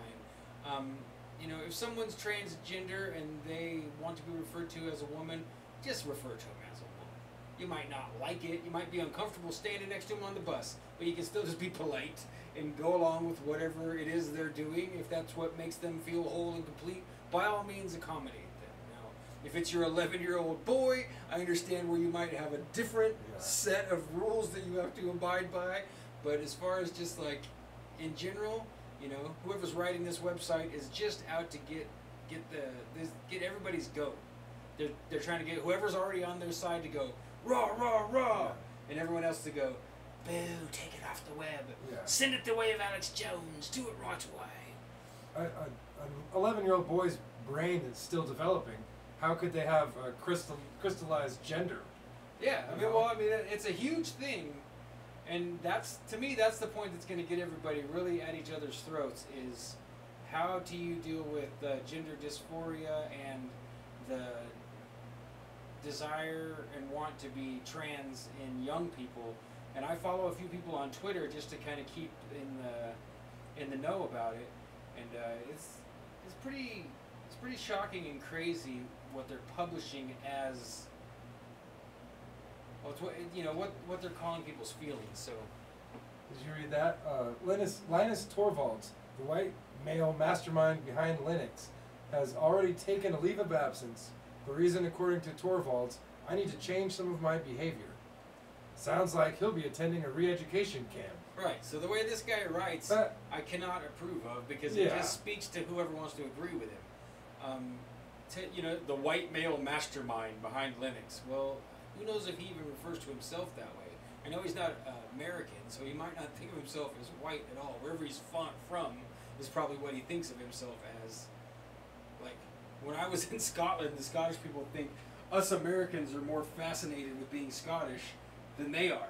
They're like, we don't care what great-grandpa was at all. You know? We're stuck here with the bloody British. That's, Yeah, that might not be an American way of flipping the bird. You know, don't we put our thumbs out when we do it? Well, I mean, there's lots of ways. I changed from this way. From this way? Yeah, to this in high school because my drummer said this is more offensive, and he was right.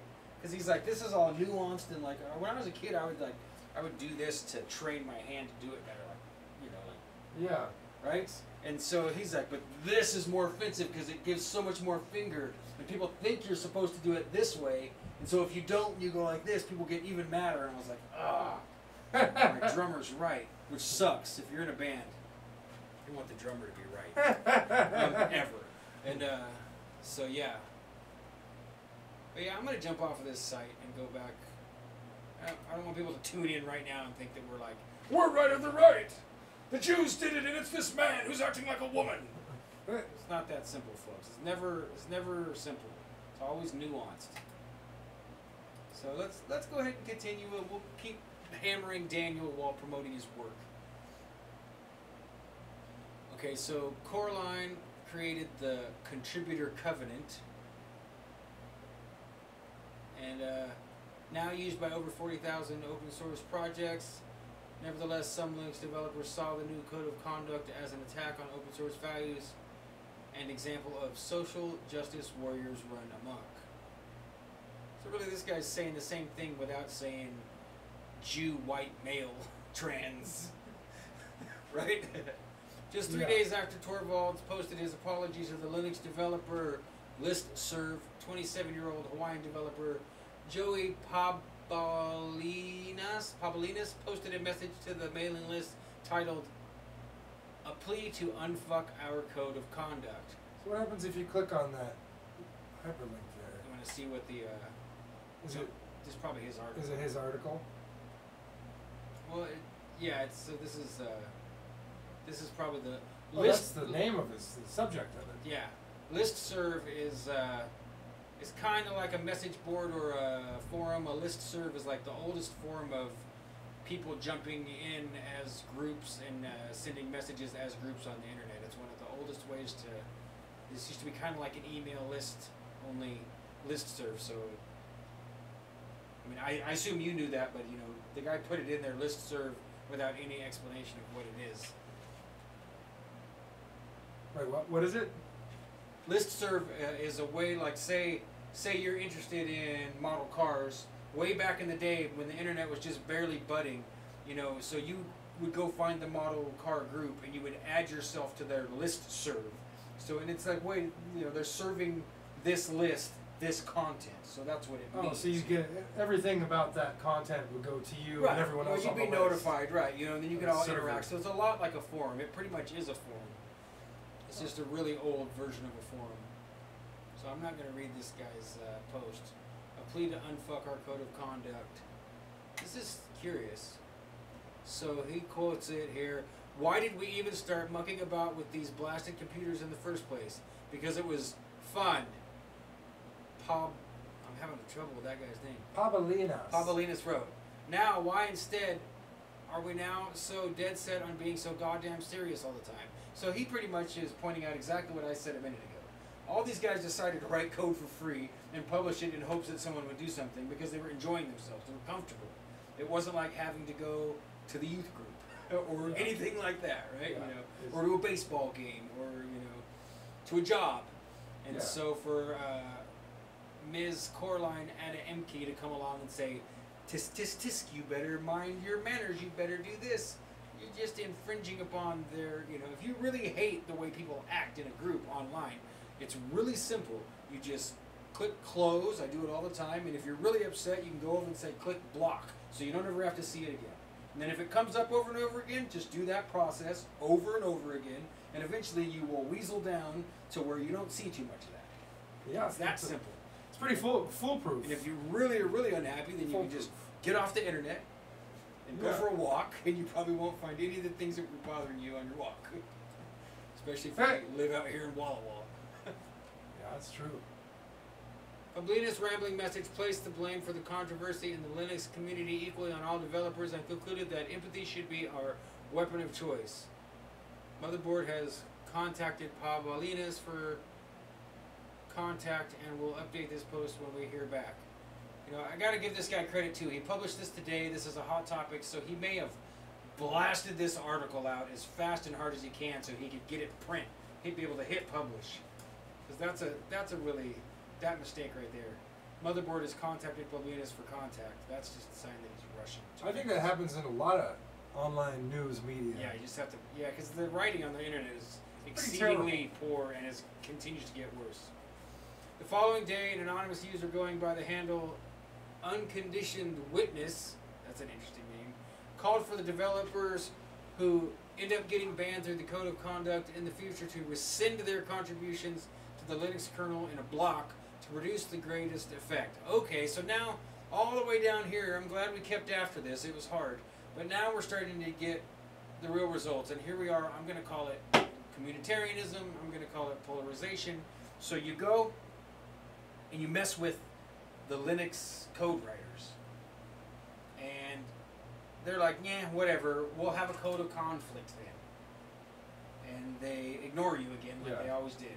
Agree to disagree. Right. And so, right. You know, if you're pissed, then complain to the people who are giving us the money to write this. Yeah. And they do, and it doesn't, you know, of course, once it's been sent to a committee, we all know nothing happens, you know. Or something happens that makes everybody equally unhappy. That's the outcome if you a whole committee pretends to upon read it. disciplinary action. F the code of conduct. Oh, F codes of conduct. Oh, that's you. I was like, who's this saying that?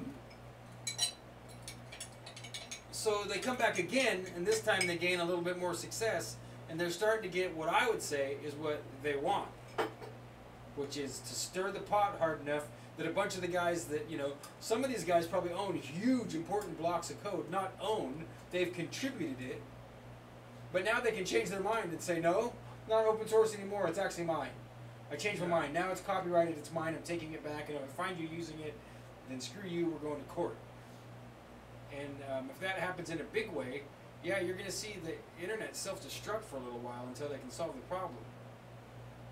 So to rescind their contributions in a block to produce the greatest effect, it's worth noting that the email address for unconditioned witness pointed to redchan.it, a now defunct message board on 8chan, and mostly hosted misogynist memes, many of which were associated with Gamergate, which is another interesting thing to cover. Maybe we'll look in on Gamergate next week. I know Adam Lohr is definitely familiar with Gamergate and the Comicsgate stuff. Actually, Gamergate's older. Adam might not know about it. These initial messages sparked intense conversations about the future of Linux community on a number of prominent developer forums such as Hacker News, Reddit, and Slashdot. I haven't heard of Slashdot for a long time. So, Linux kernel's licensed under version 2 of GNU, General Public License. GNU. There's no GNUs like good GNUs. Type of copyleft license that allows work to be freely distributed and reused under the same terms. According to Unconditioned Witness, the second version of the GPL license allows contributors to rescind their contributions to a project at any time. Aha, so there's the, once again, there's the pearl of great price. First thing we noticed was that there was definitely people who were bankrolling it, so that's a big deal. Whoever's willing to kick in a bunch of money so these people will work for free, that means everybody gets something. It's kind of like being a volunteer. You know, like you think of being a volunteer and it's like, oh, that's for free, right? Well, not really. There's some really sweet positions where you get to be a volunteer. So it says here that under the GPL, General Public License, that if you contribute, you have the right to rescind your contribution at any time. So these guys could do it. They're in a legal position that whatever the contract is they're under, the license they're under, they can say, hey, I had enough, screw you, I changed my mind. You can't play with my ball anymore. I don't like the way that you change the rules of the game, so I'm taking my ball and I'm going home. Yeah. Screw you guys, I'm going home. Exactly. This would allow for disgruntled Linux developers to pull any of the code in the Linux kernel they help develop if they're banned under the new code of conduct. So, once again, I would say this is probably the outcome the oligarchical type people are looking for. I know everyone else sees it on surface level usually, like, oh, that sucks, oh, they're arguing. Like, they probably don't feel like they have their hooks deep enough into Linux because it is free and open source, and it's not like commerce. It's a Wild West. Exactly. It's standing in the gap between commerce, commercialism, and anarchy, and they're like, well, let's get a little bit less anarchy going over here.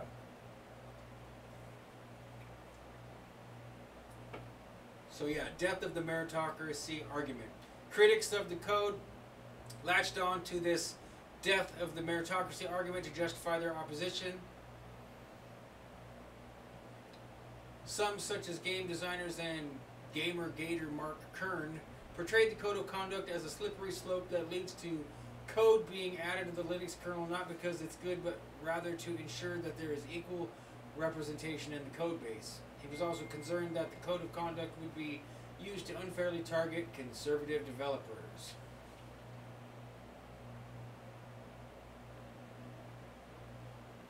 Yeah, so to summarize that, they're worried that it's going to be the same complaint that people use against,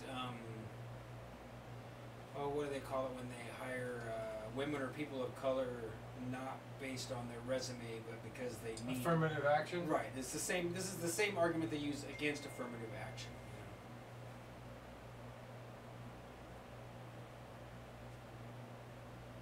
I'm just reading along here. This article is still just going on and on and on.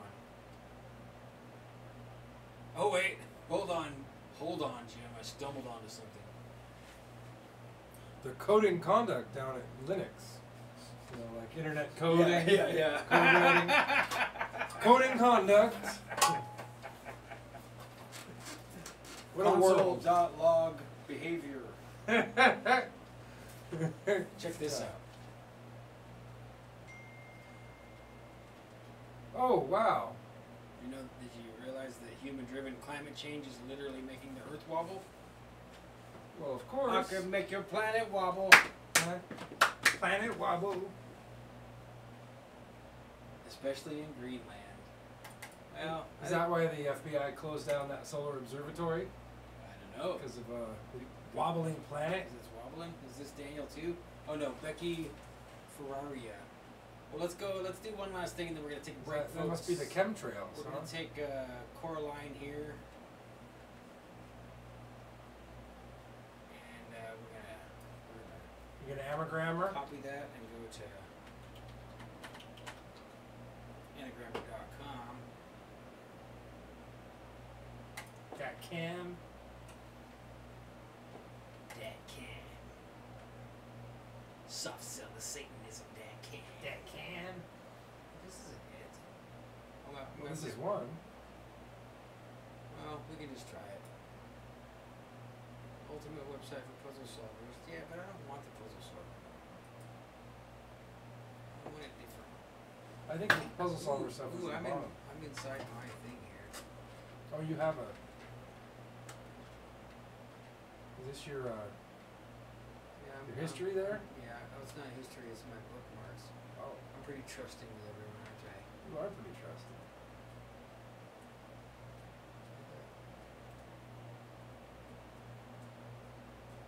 Well, I'm not too worried about what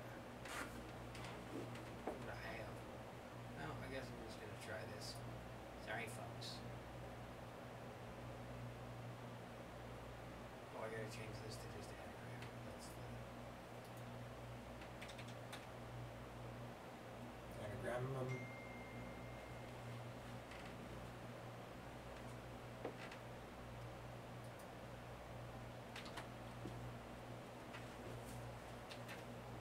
Maker is better if you're doing this kind of a search. I've done this a little bit, so Wordsmith is not bad. Let's just go ahead and use Wordsmith.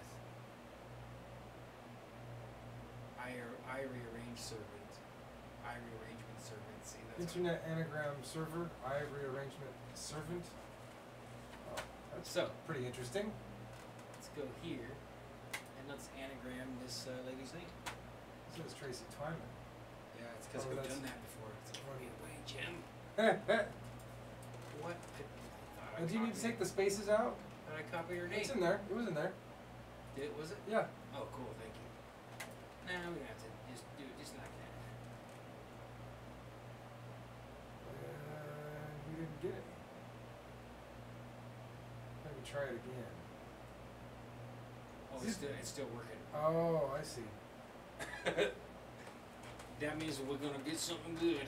Hey, look, it's a human-driven wobble on that icon. Yeah. I can feel the heat. Oh man, we're totally failing at having 3 sections to the show. Are we? What? It's 9/11. Is it 9/11? Just changed to 9/12. 9/12. Man, this thing. We are taxing the hell out of this thing right now. Go back to the in a different window. We better try again. I want to see what the see what our stats are. Let's click advanced and see if we can. There it is. I was having trouble with this program yesterday, or this site doing that. Not giving me any Well, that's the. results for a while. I think the bottom line is that what you're asking a computer to do when you do this is probably pretty complicated. Especially now that I'm getting the tiniest peek under the blankets now as a very, very noob programmer. So does it? It's definitely one of my. Does it goals. anagram the spaces too? Well, that you can set the telemetry for all of that. Like the one that I use on my phone. Can you just make it one big word? Yeah. Is that would that be better? I don't think that really makes it. I think it does that no matter what. Okay. Because what it does is it makes it all. It just takes the letters and it shoves them into a box that it can draw from, and then you can tell it. I only want. Because an I rearrangement service or servant and internet. Let's see if I can find the other rearranger. Let's play.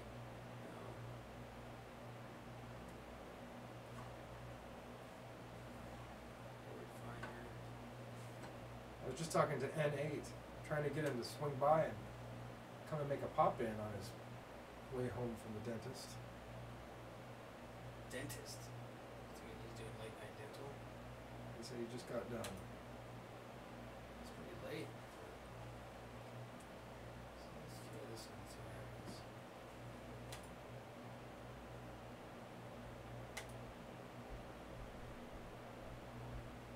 Oh no. This is a Scrabble thing. It eliminated half of your letters too. Because it's a Scrabble search.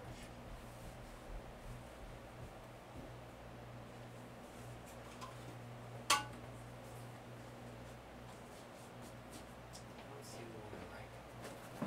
It should be.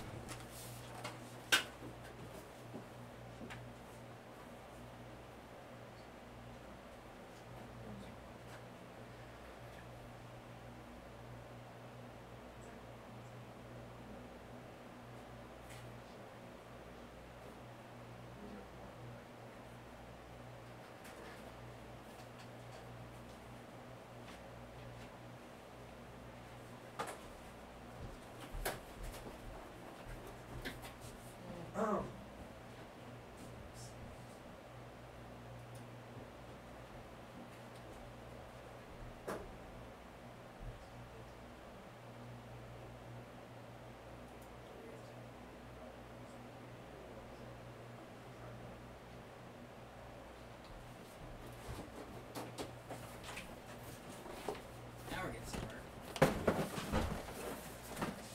Adeline Hackamore. Alderman Hoe Cake. Alderman Hoe Cake, huh? Aiken Adori Milk. This is, I don't know what I landed on, but it was Chloramia Nieder. Chloramania Ect. Nakeder. Adeline Hackamore.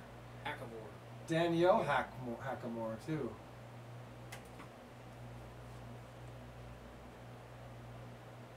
Have you tried putting SB Alger in the? Yeah, I have. Adori Milk. Yeah, see, this is not bad, but There's a lot. Camel. it's not giving us names. It's giving. I think this one's designed. That's what I want. One where you can really, even if you had to charge everybody $1, where you can really. Because Adon that's Adam in Spanish. Adon Cherokee Mall. Adon Choke Marley. Mealer. What is it? What is it in Spanish? Did you say? Adam. Adam. Adama. Yeah, but see, this one at least dropped us some results. But it's like it's trying to make names that like it seems like it's programmed to come up with something similar to whatever you're putting in. So let's test it. Let's go back. Hooked. Oops. Ingaze. This is one of my goals when I become as I'm practicing, like to start the process to learn how. I assume it's more challenging than you think. You know, it's not like if this then that. It's if this then that, if this then that, on and on and on, right? So let's try RX only picture show. Well, I think that you'd have to write it for each arrangement. It's got to check 2 letters, 3 letters, 4 letters, 5 letters. Chelsea Outworn Pricks. Sherilyn Porous Twix. Sharon Porous the Twix. Clorox Highway Unrepest. Christopher Nuxiel. I like that one. We might have to add that to our list of names. Clorox Hunter Wispy.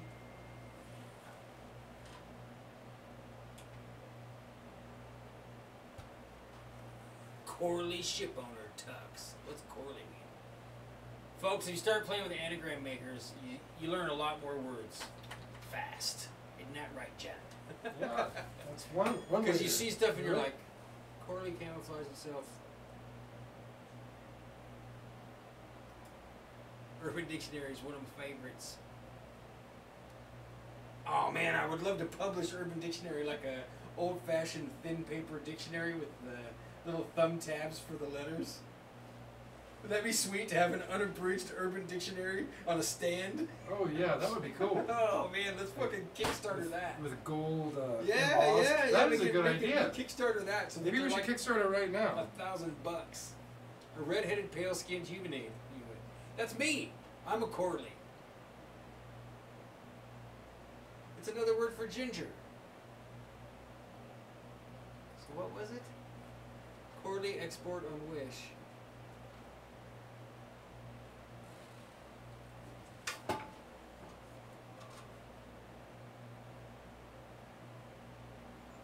Chew licks protrusion.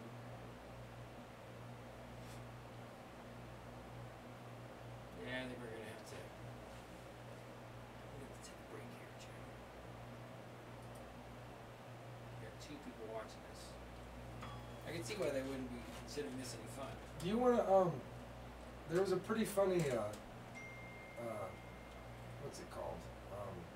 Andy Worski, where he was talking about the Kickstarter that this guy had made for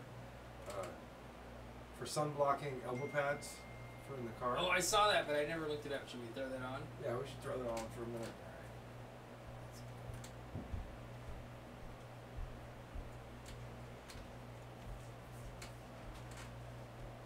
That's how we ended up on YouTube every week, folks. Andy Worski gave me a spot to debate the flat Earth with his former co-host JF Garapi, and the rest is history. 22 episodes in, 3 hours a week, almost every week. Because you get a little taste of this live stream and stuff, and even if there's only one person watching you, you feel like it's pretty fun. Feel like it's a million people. Is anybody watching? I think it's 2 people when I glanced. Did we kick Zyklon B out? No. You still there? I would never kick Zach Lomby. Zach Lomby? Oh, no wonder we don't have any viewers. What's that? Uh-oh. Worski's live right now. Worski's live? Oh, Worski. He's only got 115 watching us, so we're only 114 behind him. Should we jump onto his? No, I want to go see the one. Nest it? There it is. Kickstarter fail elbow pads. All right. I saw this and I almost clicked, but I didn't. So tell us about Worski.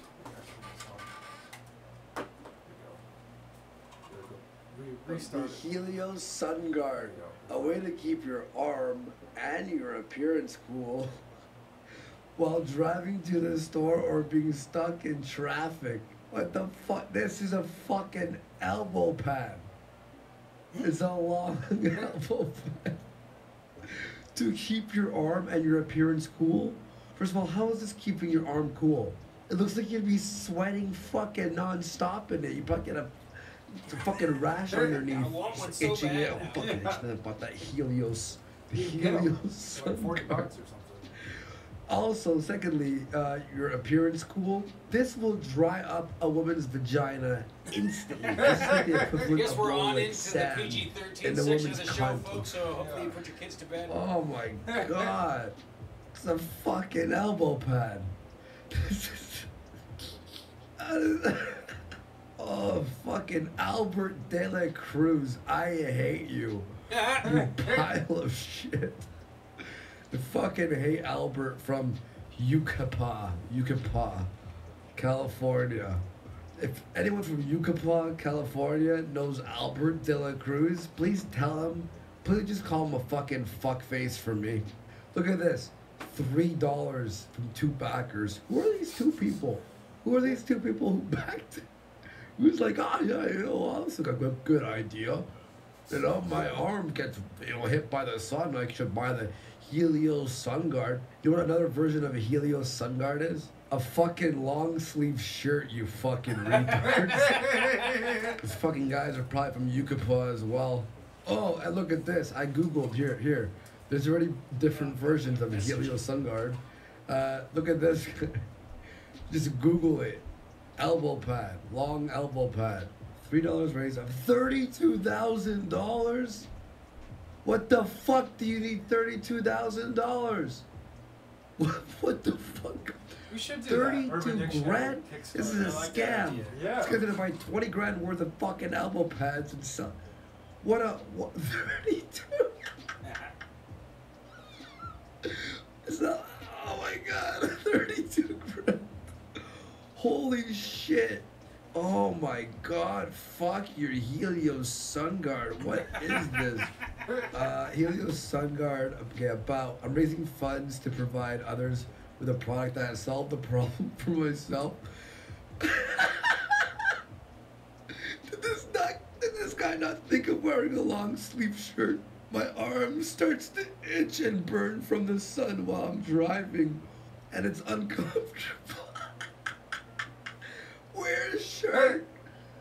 Holy shit, this product guards from the sun and attaches to the headrest for an easy stowaway between the seat and the car while not in use.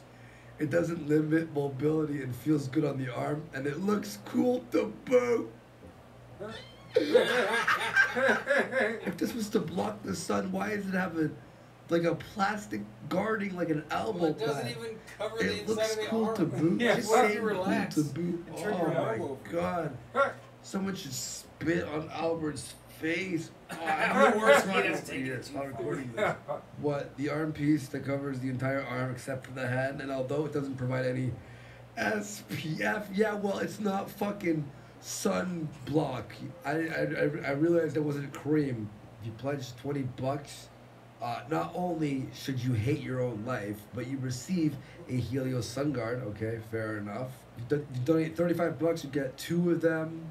$40, you get 1 Helios Guard and logo concept art. Wait, what? What the fuck? You get so for $5 more than 35. Not only do you get 1 less Helios Just so Sun that we Guard, can wear them on but ours. what's this concept art? Is that the concept art? Yeah. That's awesome. Oh no. Oh my god. That's Helios. Yeah. Oh my god. The icons are trolling. Yeah. Oh my god, what kind of concept art is this? Worski sounds like he's done more coke than god. Yeah. Does that go on the guard or is that like a poster? How does this fucking poster? How does this? No, sorry, I'm reluctant to call it a fucking poster. How does this children's drawing? Yeah. There you go. Now you're getting somewhere, Worski. Keep it real, man. Maybe we should Like, do some. how does this fucking represent your product at all? At all? Yeah, we got 3 people Helios watching. Sun Guard original All we had to do was hands-on snipe concept Worski's art. stream, and now we got some $40, viewers. you get a fucking elbow pad. If you just tuned in, folks, this is Andy Worski making fun of a guy who designed one challenge, maybe like a long getting it in arm different covering colors. elbow pad thing, just in case you're Customizable? driving How's in that? hot What? sun and traffic and you don't want your arm cause to get yeah, hot and burnt black and itchy. elbow pads are the only ones you could buy on the It market. is pretty pathetic. So yes, that is a risk and challenge. Thank you. Anyway, everyone, remember to hit like. Thank you for watching. Not liking Go this check out Worski. our gaming channel, Hype Break. I'll put the link down there. No, a lot of I people don't game, so I'm not subscribing. watching You're the all gaming helping us channel. out. And more videos to come. We'll see you all in the next Warski video. Peace. Oh, the internet. Such a strange place. It is a weird place, isn't it? Oh, we better go back over here. We're going to have to transition back to just us. Should we, A few months back. Show here. I mean, we can run a half hour long. I want to take a break. I'm going to go to memes. Let's take a break. Folks, we're going to be back in a minute here. 5 minutes, maybe. Yeah, we're going to go back to the introduction memes. Should we play some music? Yeah, I'll throw some music on here for you. Let's see. We got to do something different for music here. What should we do? Oh, I got an idea. Let's see. What? show you. I'll show you.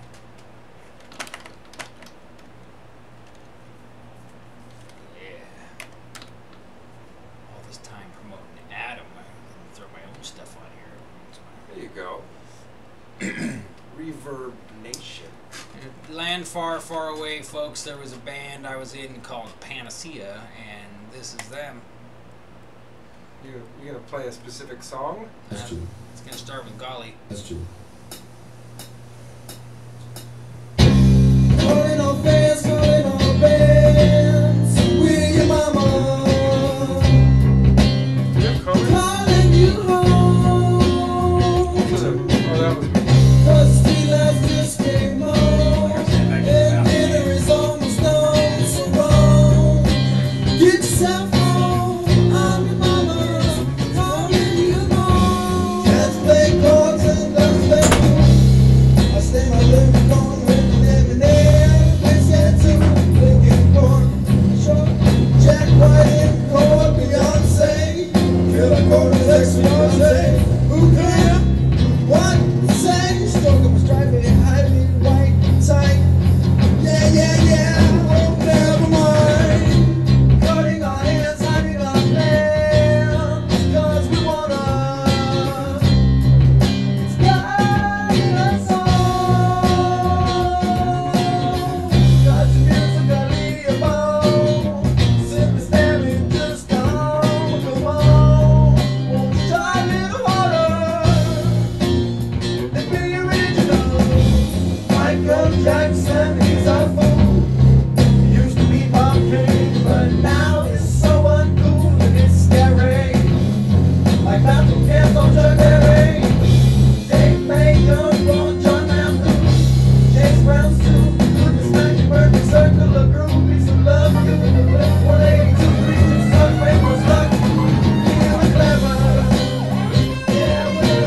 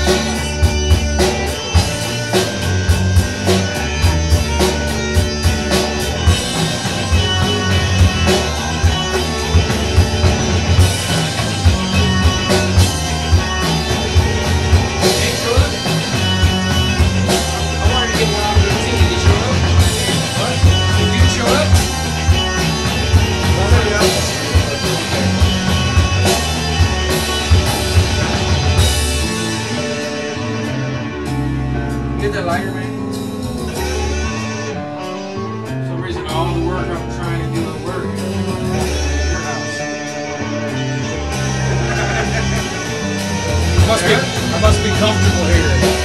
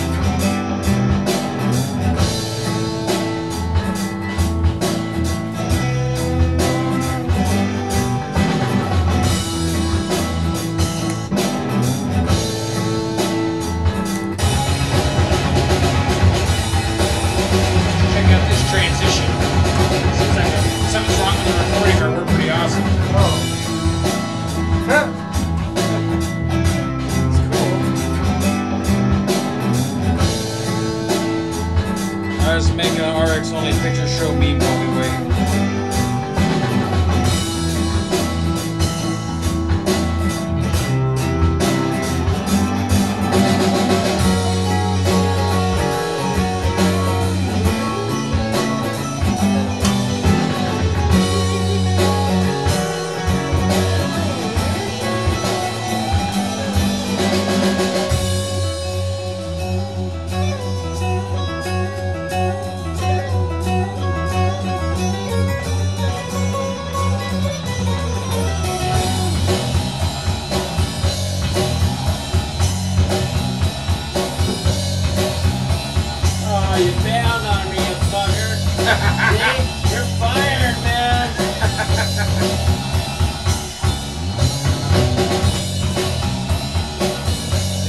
been a real transition, that first one.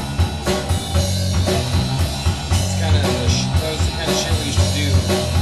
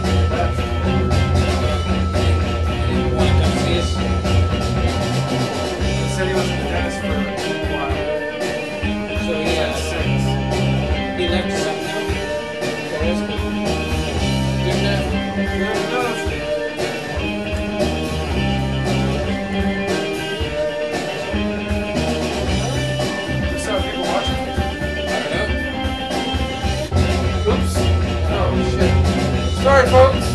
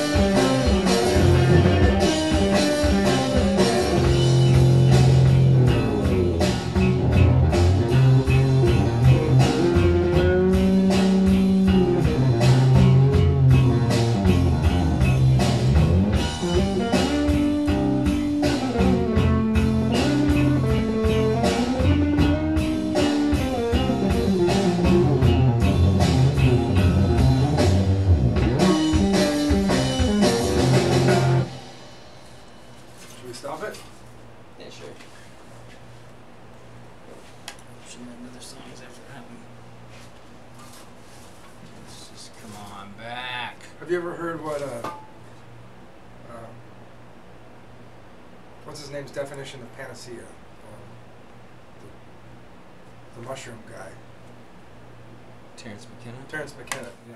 It's pretty Ladies and gentlemen, if you're still here, we're back. Let me tell you, I'm running out of steam. The caffeine and the red dye, I can't lie, it was white dye. White dye. It helped for a little while, but... Ooh. I was making an RX only Preacher Show bean. It must feel weird.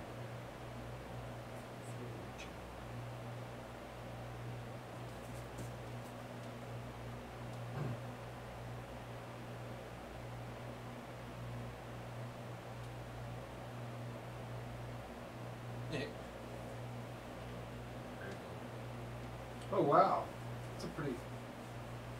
Is that the sports? It's kind of sporty, isn't it? This is some poor kid off the internet. He's never gonna live this down. Here on Twitter it says, "Run into Target stores for all your favorite Minecraft gear. Your imagination begins here." Whoa. Life's over, kid. Your life's over, kid. Your mom said that it'd be fun. You get $200. Wear these funny pajamas. Run up the stairs. I wish I could find that Terrence McKenna we got 3 folks. quote. Ladies and gentlemen, if you're still watching, now's the time to chime in and support us because we're... Hey, on music. Hey, it's Ryan Martin. Hi, Ryan. Hope you're having fun tonight. Trying to remember what else we're supposed to do. I guess I could play a song. Even when you don't feel like it, you're supposed to play a song, right? Yeah, it's like getting up and making art, I guess. Yeah, there's plenty of quote.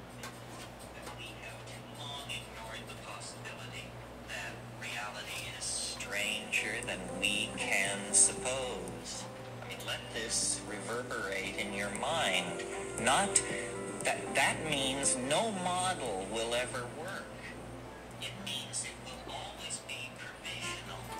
That the understanding of what it is will always recede ahead of any epistemic program to describe, enclose, explain.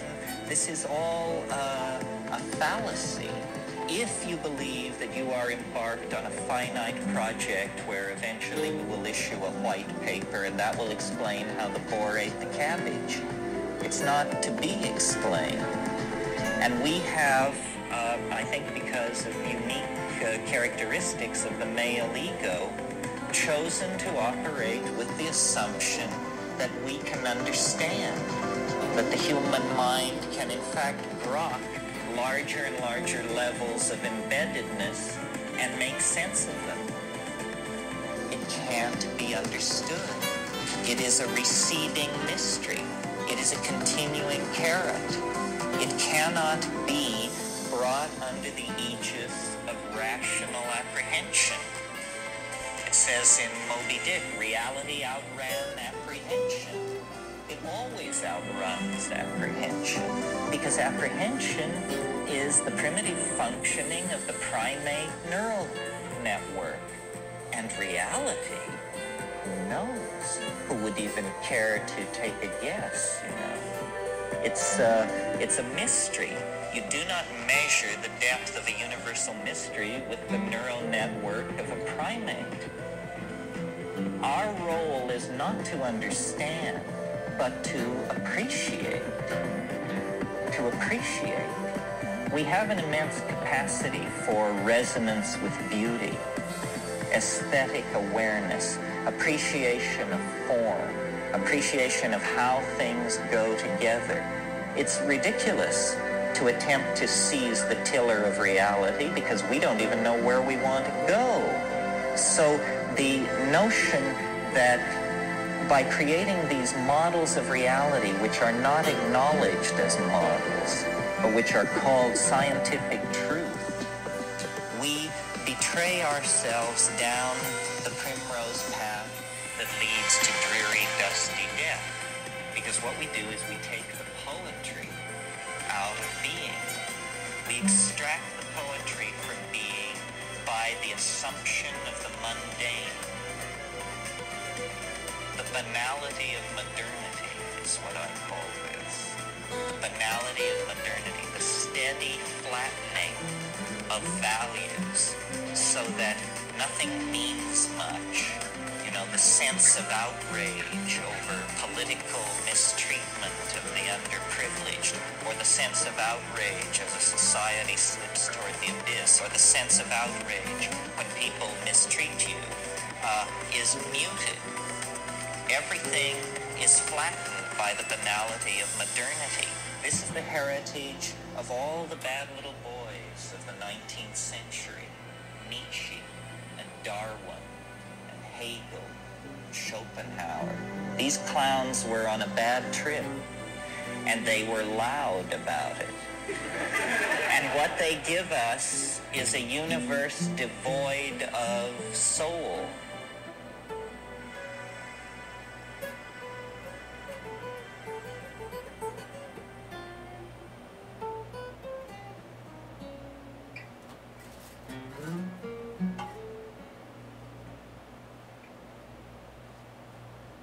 That's it for this week. Is that it? I just think it's funny for me to play whole tones while you hold Terrence McKenna over the microphone. Terrence McKenna is a confirmed CIA agent, folks. He confesses it. You can find his brother on the internet saying, he was saying that the mushrooms recruited him, but don't believe it. He was admitting that the FBI and the CIA had recruited him, not the mushrooms. The mushrooms didn't recruit. The mushrooms recruited him all that time up to where he was so far in debt that he had to say yes to the CIA when they came to recruit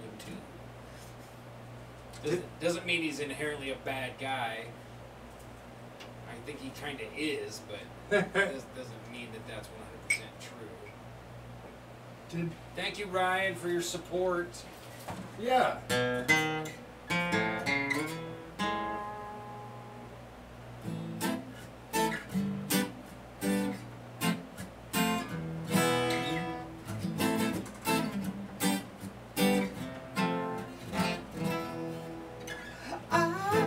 I appreciate your support. Like the removal of an uncomfortable ward. I appreciate your support. Your support is a very special sort.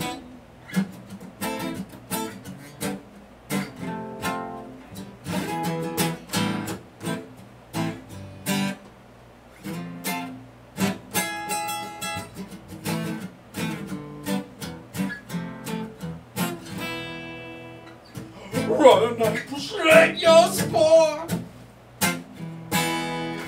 Like that removal of a gentle ward.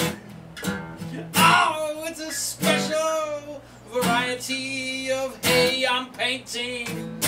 Support, support, support.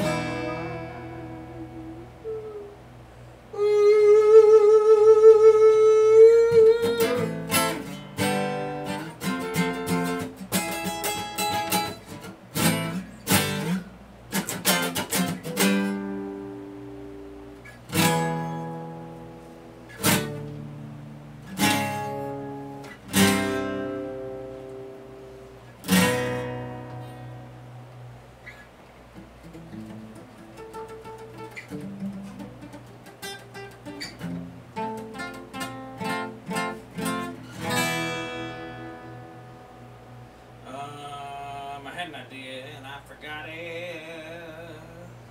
That's kind of flat now.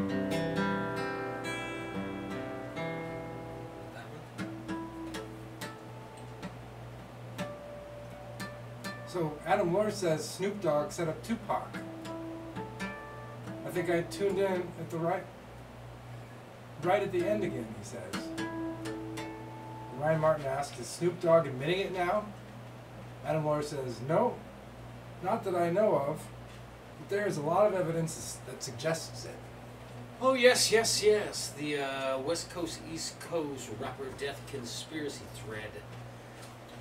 Boy, oh boy, I can toss lots of fuel on that fire. Tupac's parents were both Black Panthers, and his mother managed to get herself out of like 21 charges in federal court, representing herself in court with Tupac in the womb. And then, as far as I can remember, gave birth to Tupac in prison, or when she just first got out of prison, or something like that. Wow.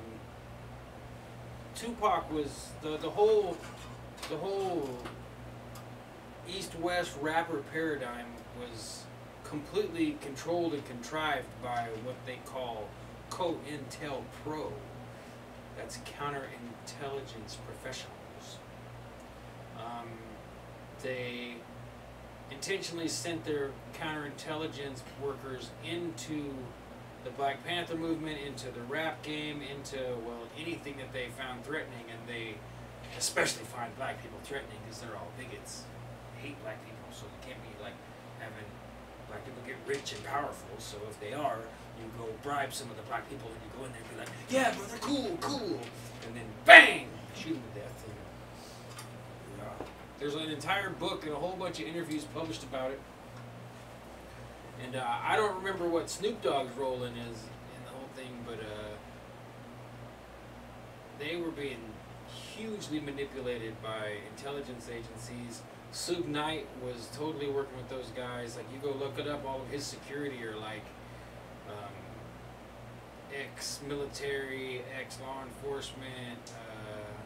I think some of them were Israelis. It's really common for high-up people to have Israeli security, like the whole Weinstein thing where, who was it, Rose McGowan said that Weinstein was sending people around to defame her and undermine her and to publish negative things about her in the press, and that's all his Israeli security. They're all ex-Mossad.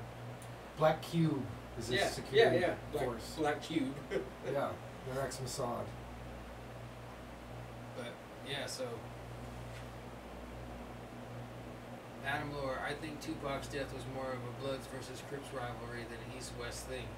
Well, they framed it up like that. If you want, here, since I love you, I'll switch us back over here to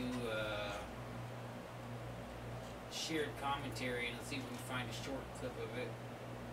Guess we need to go to settings for shared commentary. We are on into the conspiracy hour, folks. It's conspiracy hour.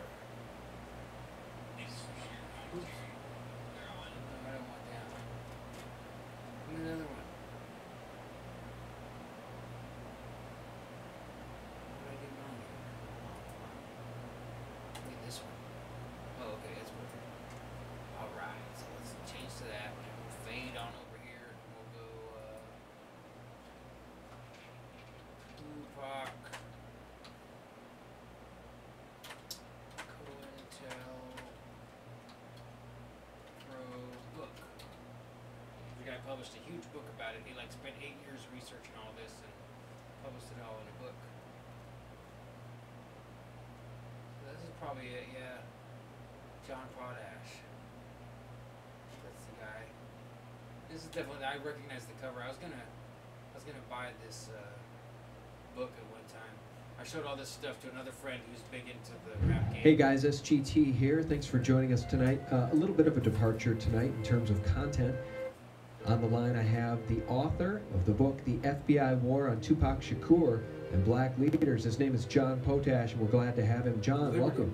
Thanks for having me, Sean. Well, John, thank you. One of the reasons I thought it would be kind of neat to get you on and to talk about what happened to Tupac is not because I am an expert on hip-hop, nor am I an expert on Tupac, but what is in my wheelhouse is the fact that the FBI has been involved in many shady dealings over the years, and as we're approaching the 50th anniversary of the assassination of John F. Kennedy, it would be great if we could rely on the Justice Department, on the powers that be in this country, to ever hold the bad guys accountable. But time and time and time and time again, as Bill Hicks likes to say, the demons seem to run amok, right? The bad guys live forever, and the good guys die early. And I think that's a great reason to talk about Tupac, because in reading some of your material, I found out that when Tupac was asked as a young man what he wanted to be when he grew up, his response was, a revolutionary. So one of the things I know about Tupac, John, is that Tupac was not just a rapper. Tupac was not just a gang member. Tupac wanted to be a leader for the black community, and maybe that's why he's no longer with us. Yeah, you got it right about Tupac. Now, it's a shame that people don't realize that, partly because of a plan that he... So yeah, if you want to take it to an even deeper level, and this guy might even have his own commentary on what's up with the specifics on Snoop Dogg's involvement. Looks like we might have got another comment here. But I wasn't going to let this roll because that's 27 minutes. I don't know if there's any... I doubt there's a short, concise version of this. There's probably not like a 3-minute snippet. If I was going to try and give you a 3-minute snippet, it's... I guess I kind of already did, you know. It's that these guys stage up, set up, infiltrate over a long period of time, and then coerce to action anyone they see as gaining power and either useful or a potential threat. And they definitely did that. I mean, this guy's evidence it abounds. You know, you can go check his sources. It was probably 3 years ago when I first started working with you. I was talking to some of our coworkers about it, so that's, you know, just about 2.5, 3 years probably. But let's see, it looks like Adam said something here, so I'm going to take us back to, come back to the regular here, come over here and see what, seemed like somebody else made a comment here. I can't find Oh, it's Ryan Martin. He said, white dye is not strong enough for you. Yeah. You got a point, I think. 10:05. I think Ryan might be figuring out, he might know what the white dye is. I don't know. It's pretty strong for a white dye. Let's see.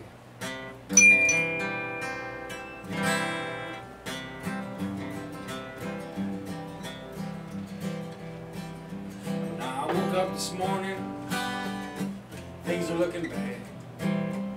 Seemed like total silence was the only friend I had. Bowl of oatmeal tried to stare me down, and it was 12 o'clock before I realized I was having no fun.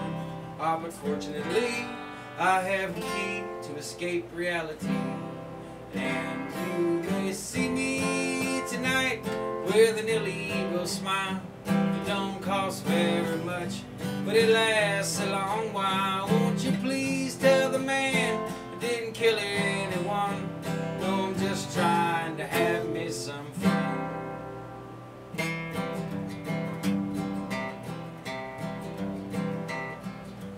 Last time I checked my bankroll, it was getting thin. Sometimes it seems like the bottom is about the only place I've been. I chased a rainbow down a one-way street, a dead end, and all my friends turned out to be insurance salesmen. But fortunately, I have the key to escape reality. And you may see me tonight with an illegal smile. It don't cost very much, but it lasts a long while. Won't you please tell the man I didn't kill anyone? No, I'm just trying to have me some fun.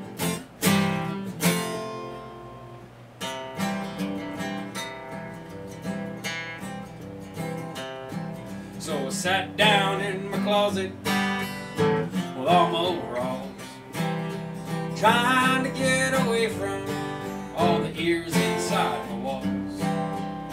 I dreamt the police could hear every word I thought. What then? Well, I went to court and the judge's name was Hoffman. But fortunately, I have the key to escape reality. And you may see me tonight with an illegal smile. It don't cost very much, but it lasts a long while. Won't you please tell the man we didn't kill anyone? No, we're just trying to have us some fun. Well done, hot dog bun. My sister's a nut.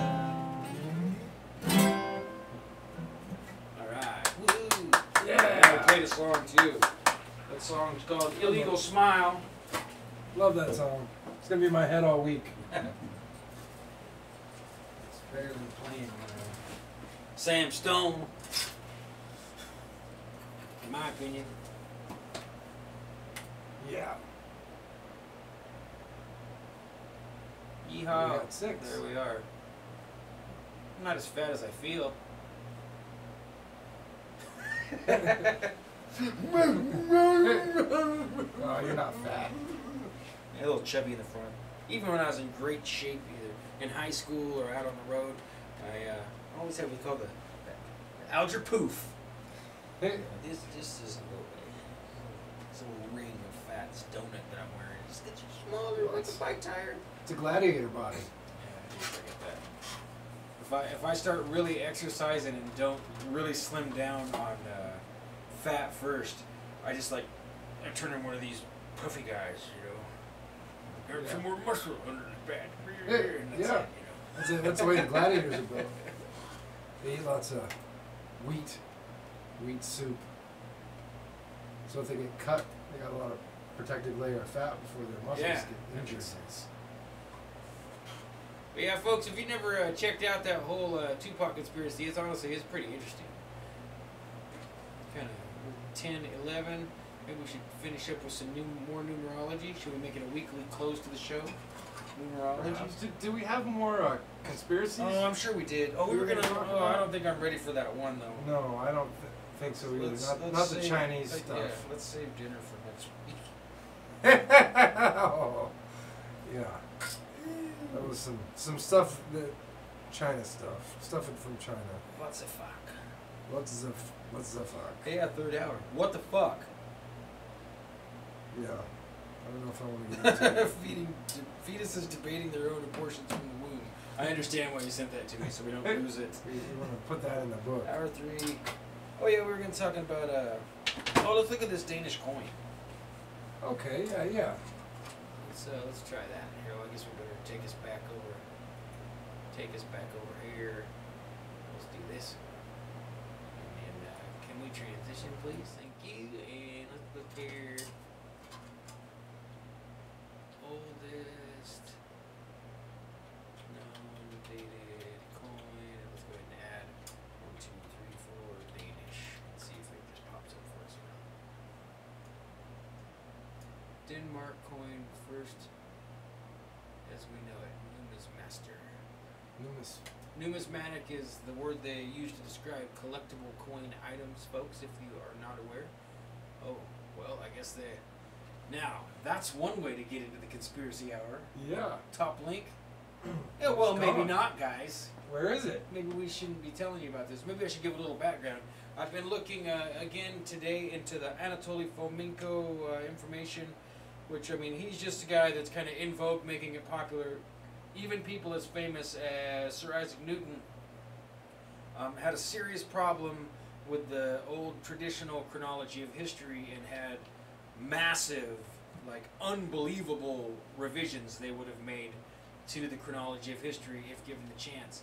And Anatoly Fomenko is a Russian mathematician who believes that anywhere from, like, it's 1,000 or up to 1,800 years have been inserted to certain timelines and parts of history, that really Jesus was really only more like 1,000 years ago. The Greeks and the Romans and all that stuff, like all the geography's wrong, all the timelines are wrong. Like history it's not just like, oh, history's written by the victors. It's like history's just false, just fiction. That's the theory of the new chronology, or questioning what we call Scaligerian chronology. Scaliger, Joseph Scaliger, was the guy who arranged history as we use it and know it today. And if you're curious about this, look up Jacob Duhlman. He was on there with Jan Irvin doing stuff about Scaliger, the whole Scaliger family, and it's amazing. I mean, it's kind of dry, but if you're interested in it, it's amazing. So the guy I found today was talking about how the oldest coin we know with a legible date is supposedly this Denmark coin. And I was trying to find an article about it so I could share it with you guys. And what are the oldest world coins? Find this thread to be interesting.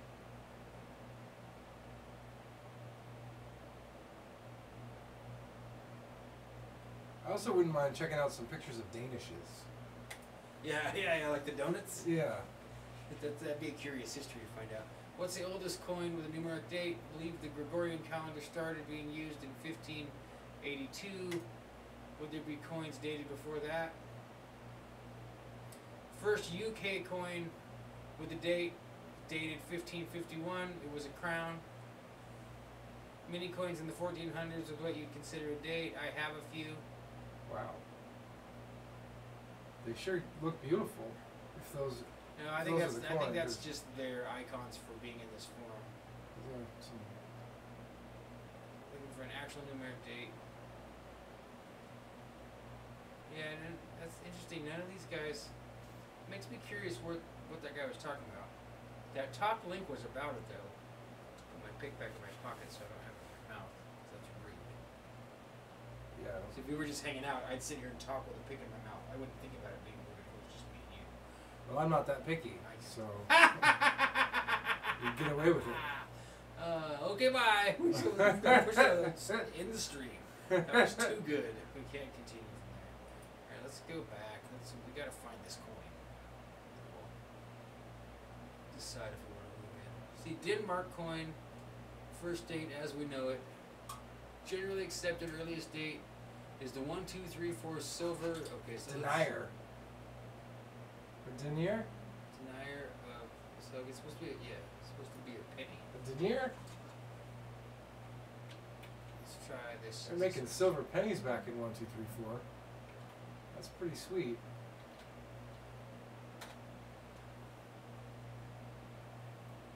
That's funny. Here's the same. That link's gone. Let's go to images. Why is it? They don't want us to know.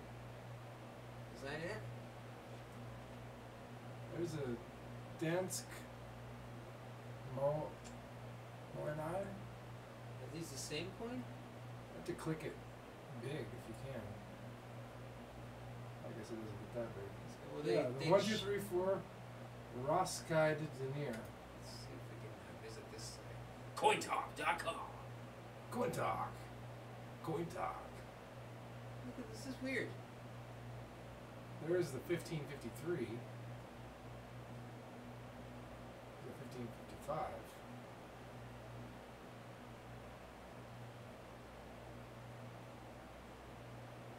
I kind of want to get an old coin now. How come these guys can't give a straight answer here? So here's the coin, and now you're getting computer code. That's interesting. Look at that. How did he get ASCII in there like that? Okay, so let me read this out to you. The 1, 2, 3, 4 Roskilde denier, finning, penny, etc. holds the title of earliest coin with an Anno Domini date. Its story is quite remarkable and will be added soon. So far, 7 have been found, and the coin was known 7.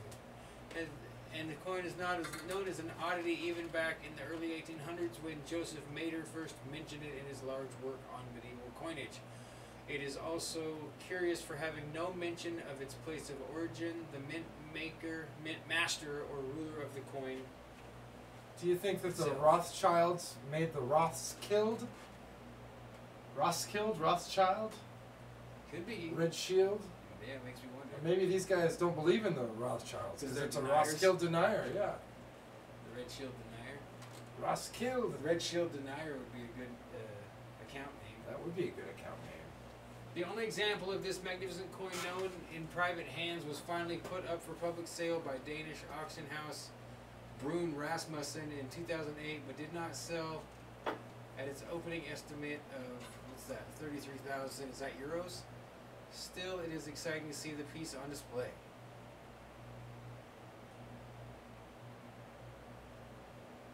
Oh, so here's a list. So that's an interesting list. 1, 2, 3, 4 to 1548. England shilling of Edward the Sixth. Yeah.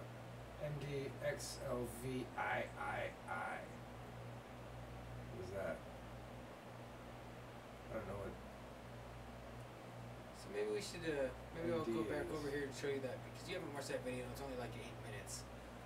And, maybe we'll wrap up on that, unless you got more. It's getting to be about the time we started here.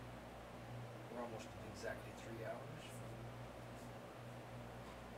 Oh yeah, should we reveal, let's wait till Jim's surprise next week and we'll reveal the secret of the red dye. Oh, the secret of the red dye. Well, of all colors of green dye. Green dye, red dye, white dye, yellow. There's no gnu's like good gnu's. My mom would be happy to see that again. Oh yeah, I forgot we What you gonna gnu? We had a board. So that's the guy. This is the one. Let's give this one a shot.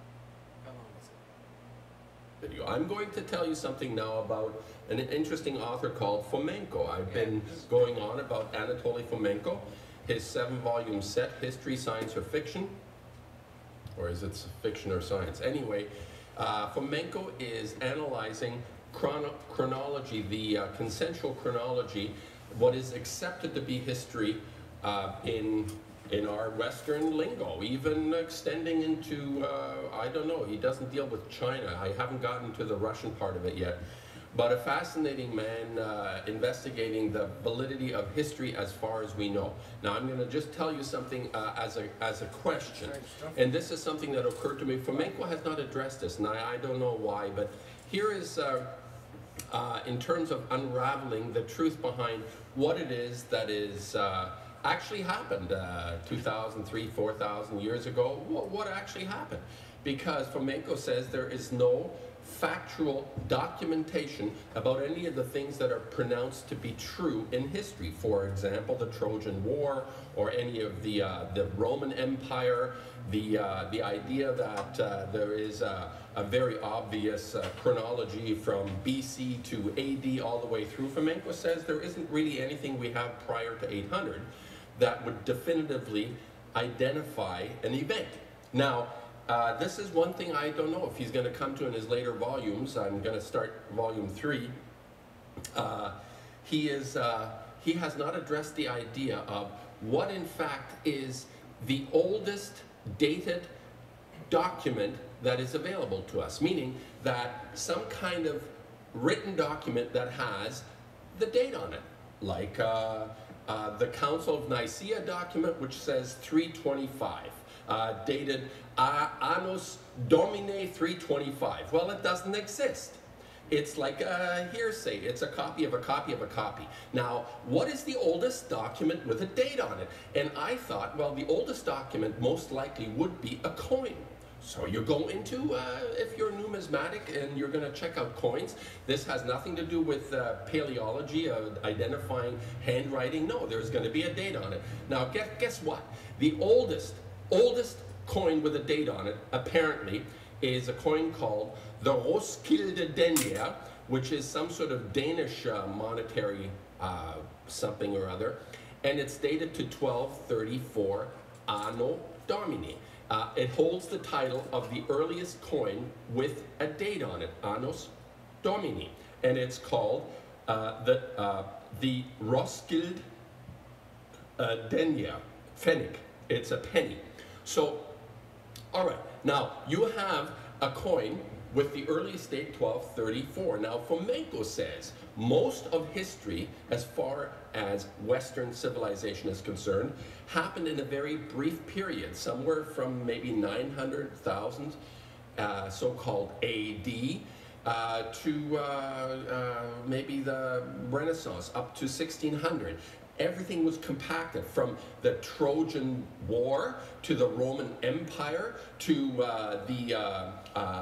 everything that we have been handed down as certain wars, magnificent killings and massacres that occurred in what we understand to be Western civilization, happened in a very short, compressed period of time. So far as he asserts that this person, Jesus, lived possibly in 1052 to 1085, or possibly 1150 something, 1151 to 1184.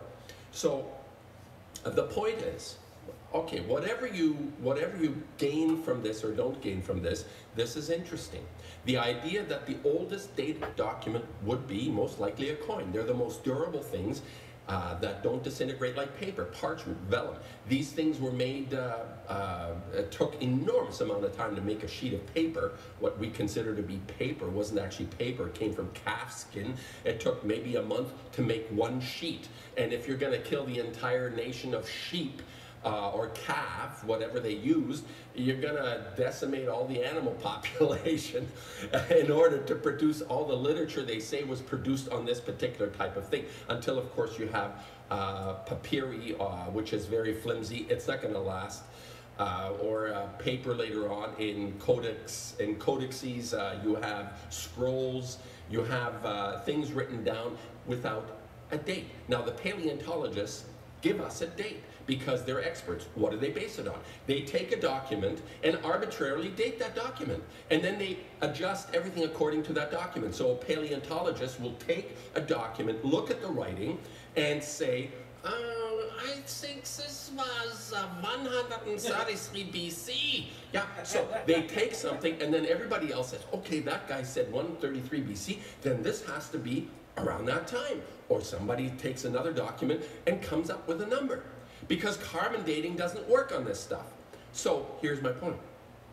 For all those people that say this is full of shit, well, what is the earliest date on a physical document? What is the earliest date? And as far as I've come up with, it's a coin.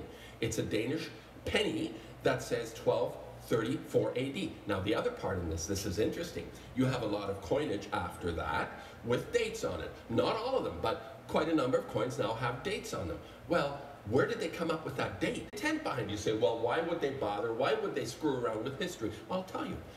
Fomenko doesn't go into this, but I'm going to say what I think it is, and what I believe it to be is that if you can create a history that's accepted by everyone, you can introduce, inject, promote your agenda. Meaning, what is the agenda that is so obvious in the history of the planet, and that is oligarchy.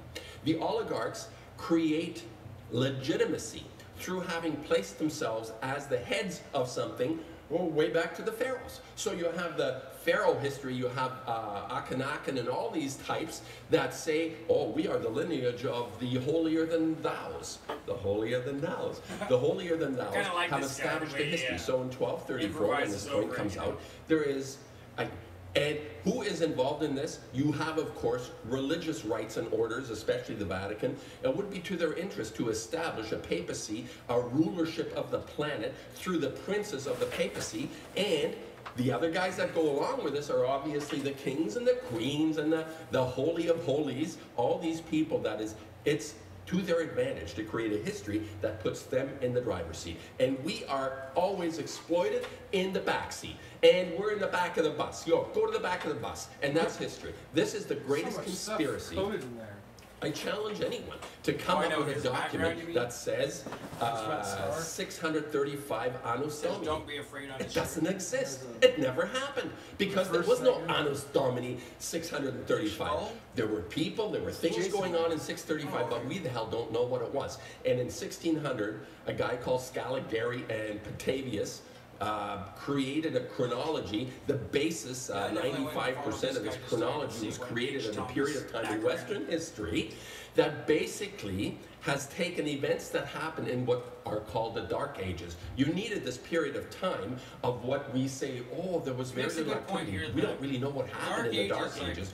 Well, what happened in the Dark Ages is a hell of a lot of stuff that parallels in ancient history, and Fomenko points this out beautifully. The chronologies, how they the overlapping of events, names, dates, times of rulers. These guys didn't have any imagination. They, for example, I'll give you a quickie on the Homeric epic.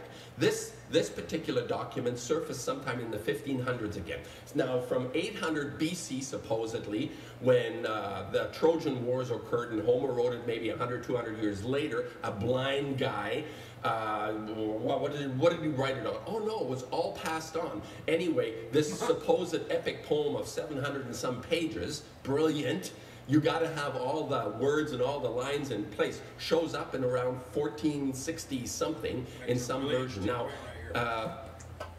Greek historians, or there was a Gregorius, a Russian historian, places a particular clan called Saint Omer around the 1300s. Saint Omer, O-M-E-R. Also, he's going to go into the Persian part of this, which is Omar, but Saint Omer is a Greek clan existing in 1300. Now, how interesting. You all, you've got a Homeric epic showing up maybe 100 years after this so-called clan. It disappears all of a sudden. And Homer. So you have these coincidences, which are more than just coincidences. I don't like it. I don't like it. And I think history is actually the biggest scam and conspiracy ever. And this goes on. You have Greek history, the Middle Ages, is kind of nebulous. People don't really understand what the hell happened in Greece in the Middle Ages. Well, there was another fellow called Gitomo Platon.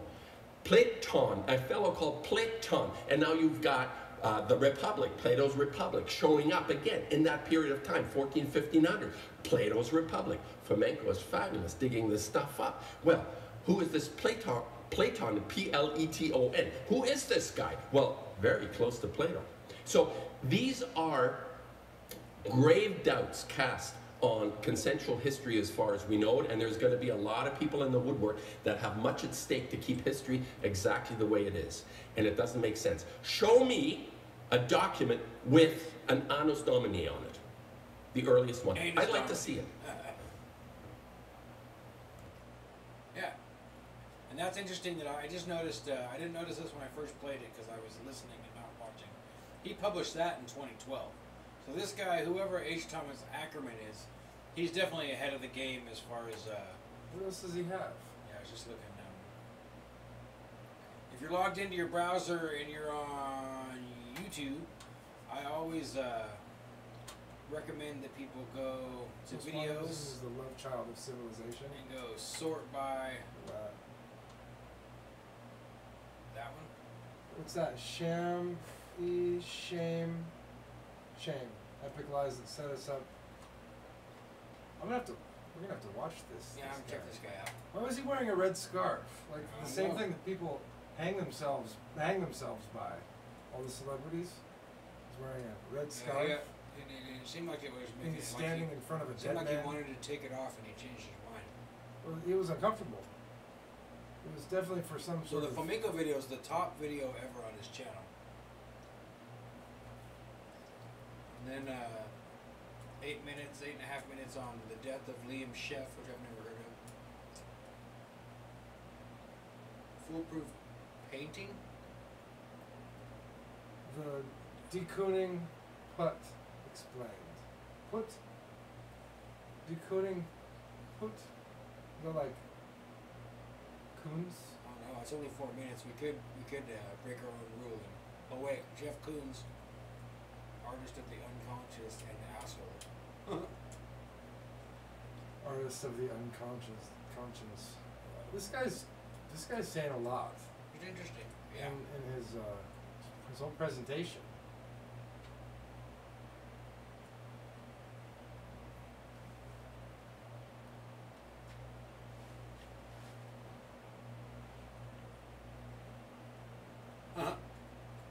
Yeah, and one of the other videos he thanked Cliff High. I've watched What about Cliff High bullshit alert spiritual? Cliff High. It would be hard to maybe we'll take a magnified look at Cliff High some other day. But yeah, H. Thomas Ackerman looks interesting. The jig is up. Fukushima is an extermination. Yeah, I'd say Fukushima may well be fake, just like everything else. Is Cali? Yeah, so is that his? Is that Kali or is it, no? That's not Kali. That's the other one. That's not Kali Ma. That's the other. Isn't it? It's the one that's in front of CERN. Yeah. Yeah, it's not Kali. Kali's the one with. Which one's in front of CERN? Holding a chopped off head. It's It's not Lord. Is it? Yeah, Shiva. Shiva, the destroyer. Kali and Shiva, aren't they They're not the same. two faces of the same critter? No. Shiva's higher than Kali. Shiva the destroyer of worlds. Yeah, that's the I am become death destroyer of worlds.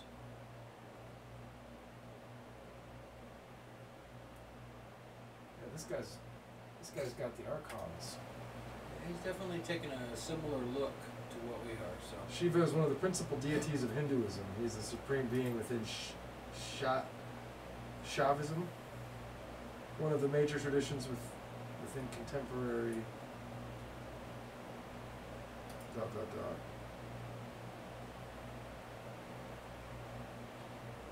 Shiva is the third god in the Hindu triumvirate. The third god is responsible for the destruction of the world. The first one is creation. The second one is upkeep. Shiva is the destroyer of worlds. Why would an artist have Shiva as his background picture? Yeah, I mean Well, intentionally. Well, it's He's a destroyer of worlds. He's not creating new worlds by. Is Well- telling the truth destruction, depends on. or is he? I don't know. It's a good question. I wish we could look at the picture. It looks like it's Shiva in the mask of an astronaut to me. It does.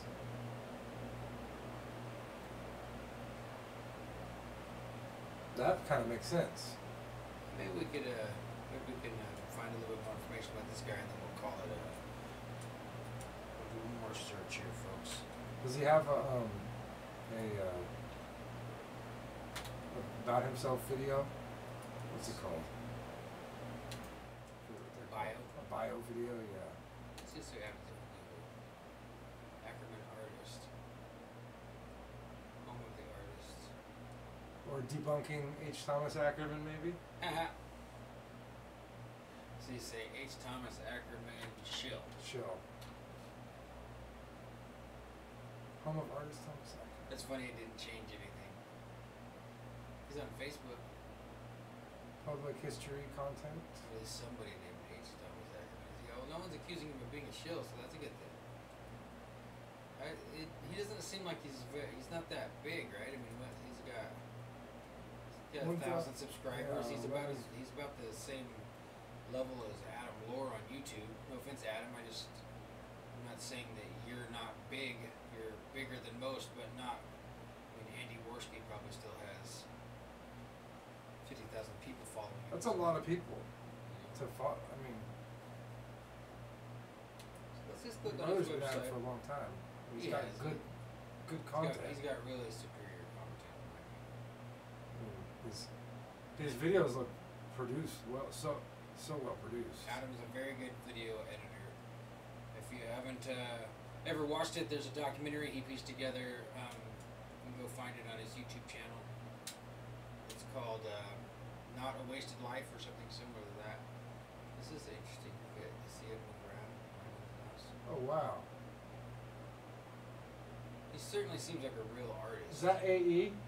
Yeah. Yeah. For Ackerman, right? Yeah, but it's also that letter that doesn't exist from Old English called a. Yeah, like anima for tool Yeah. and encyclopedia. But it also kind of looks like a. I guess that wouldn't make any sense, Ackerman. It doesn't AE.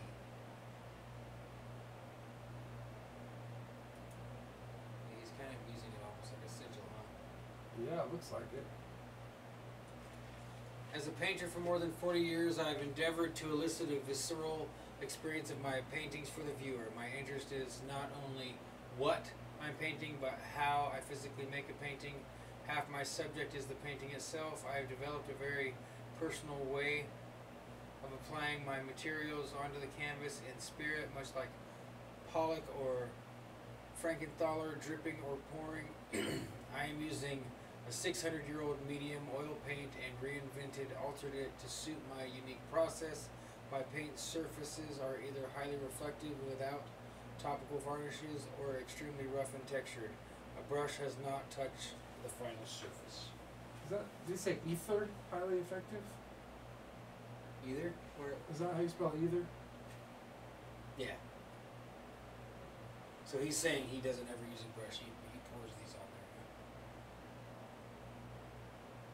there. View the You vinyl can't for pour oil paint. That's what he said. Born in Germany, immigrated to Canada,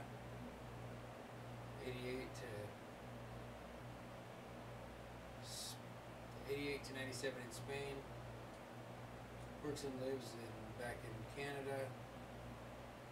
New York University. He's got some credentials.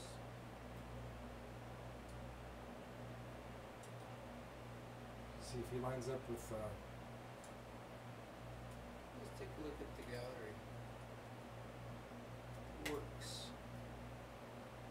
Oh, there's the. No, that's not the same one. That one's in front of the globe. Well, this is more like. That's more like the traditional little sculpture that. Yeah. I mean, like. That's in front of the globe, and it looks like the one. Oh, in is it the globe? Yeah. Yeah, he does a good It's job of inside kind of of there, hiding yeah. part of his. Remember. Brush hasn't touched it. It's I'm confused by. He can't be pouring that. I mean, it's No, not it's- impossible, but. Oil paint's oily, kind of. You know, like you'd have to really thin it out to. Well, that's what he said. He said that it pour was a 600-year-old medium, and that he adjusted it to suit his needs. So, I wonder if he's got any. This is an interesting picture. I like his work in general. I like. Yeah, it looks good. I like that's like. There's another astronaut, but without the. Yeah, without. The Shiva. See, that one's a guillotine sitting in the middle of like.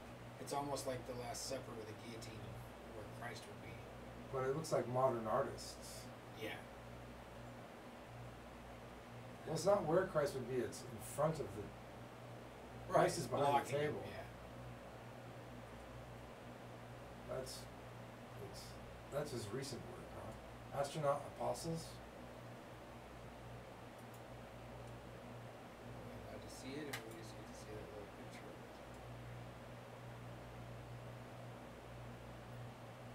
Oh, 12. There's 12 of them on paper, mounted on canvas. And here they are. Document his. Oh, that's funny. Here's the. Go back up for a second. It says it documents the process of using transfer techniques from one surface to another. He transfers. So he must paint onto something and then Lay it out transfer. like a print, yeah.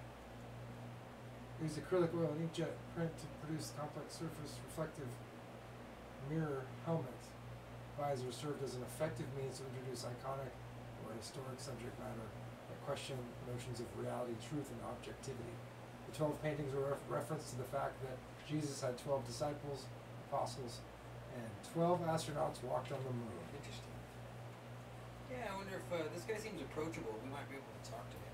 It's been a long time since we've had a guest, so we need to do something to ramp up our viewership and get some interviews going. So here's the Beatles reflecting in his mask. Here's that's the concentration camp entrance, isn't it? Oh, Auschwitz. It's Auschwitz, right? Kind of does look like Auschwitz. Here's a baby. Yeah, a newborn baby with a clamped umbilical, looks like. Yeah, and a nuclear bomb. And Columbus. Yeah. Adam and Eve.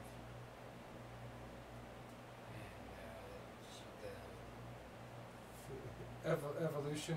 yeah. And then this is what, the Potomac, crossing the Potomac. What that? I wonder if he's saying that these apostles are all lies because they're stories. I recognize this one. It's like Moses. Trojan horse. Moses. This one? Moses? You think? Yeah, he's got No, the tablets over his head, and he's standing on top of the. You know when he came down and the. people Oh, were you're right. worshiping You're the right. To me, it idols. looks like a guy in a trench coat wearing a baseball cap, pulled down over his eyes with a goatee. See it? Yeah, but what's he holding over his head? No. The whole thing. Oh. It's like he's got a big head and a baseball I cap, see, yeah. and like looks like he's holding a cane. Okay, yeah, no. It was like, to me, it was like Kevin Smith. Like, why does he paint Kevin Smith? I must be getting tired, Jim. Probably get some. So we got the Trojan horse.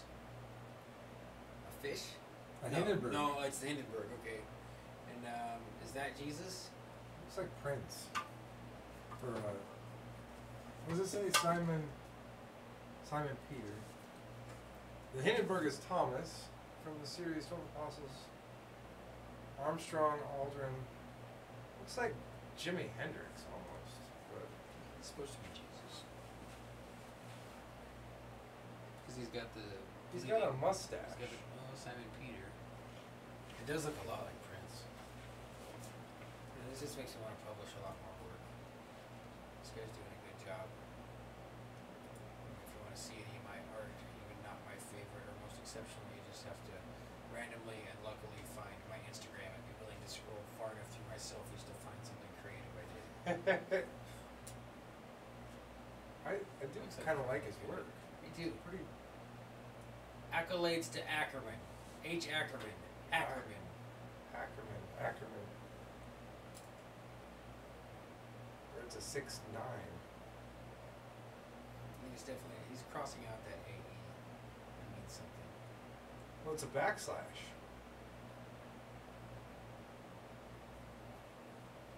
He's crossing these. You're making O's into zeros, right? I don't know. You. Ooh, that's a waterfoot sculpture. Yeah. Yeah, I like it. Those playing cards? Those are playing Yeah. cards.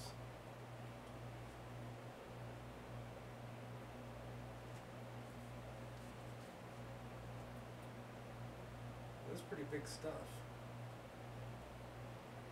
Yep. Yeah, we're pushing 11. I gotta get moving. Boys and girls. Let's get back to us. Here we are.